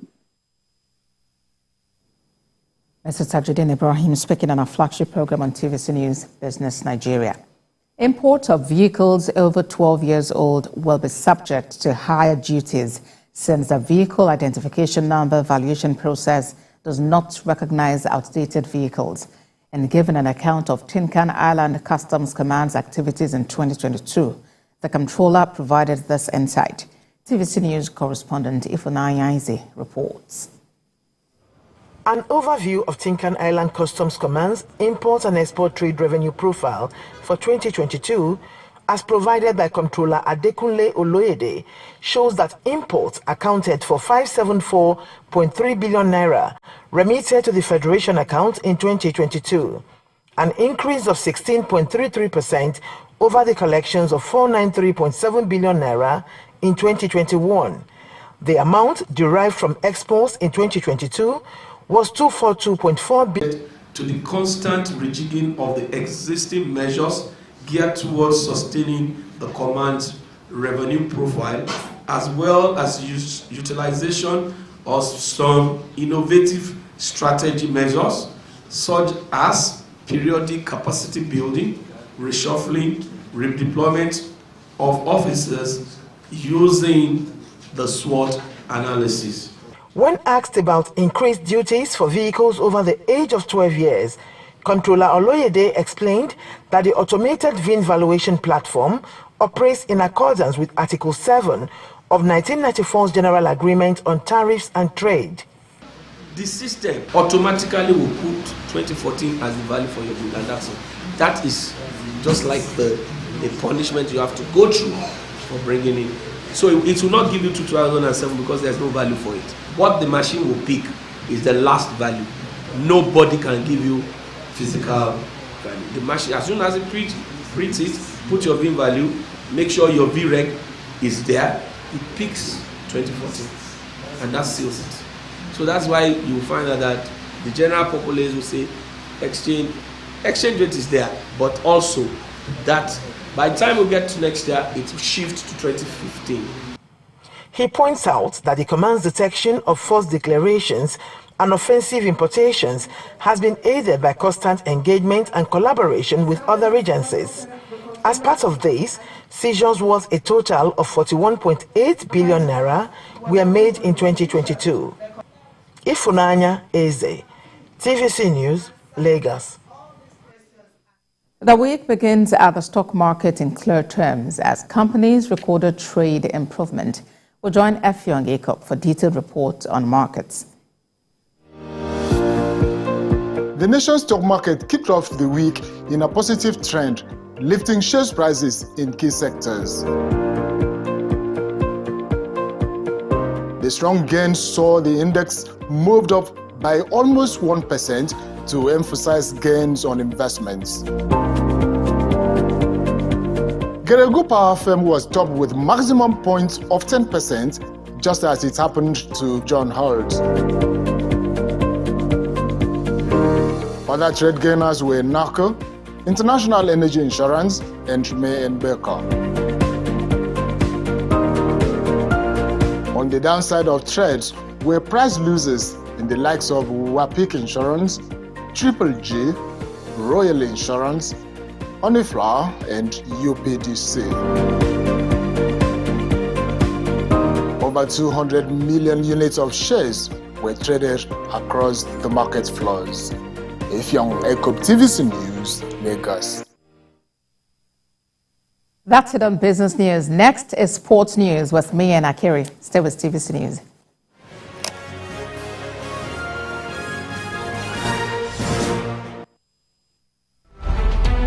Every major news story is with many perspectives and layered with different levels of impact.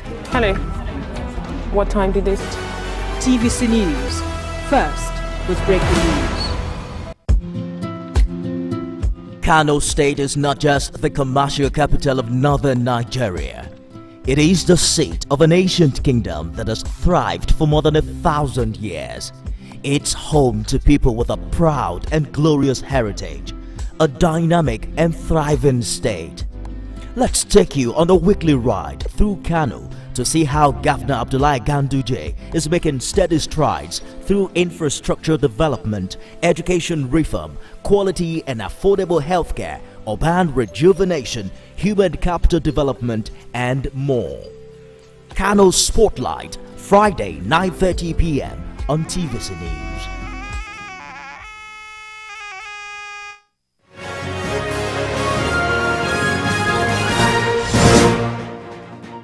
You're still watching the news at 7. It's time to take a look at happenings in the world of sports. And we'll start with developmental sports in Nigeria, where the principal of Amide Secondary School, Binze, has urged government at all levels to continuously encourage sports to enable youth discover their potentials.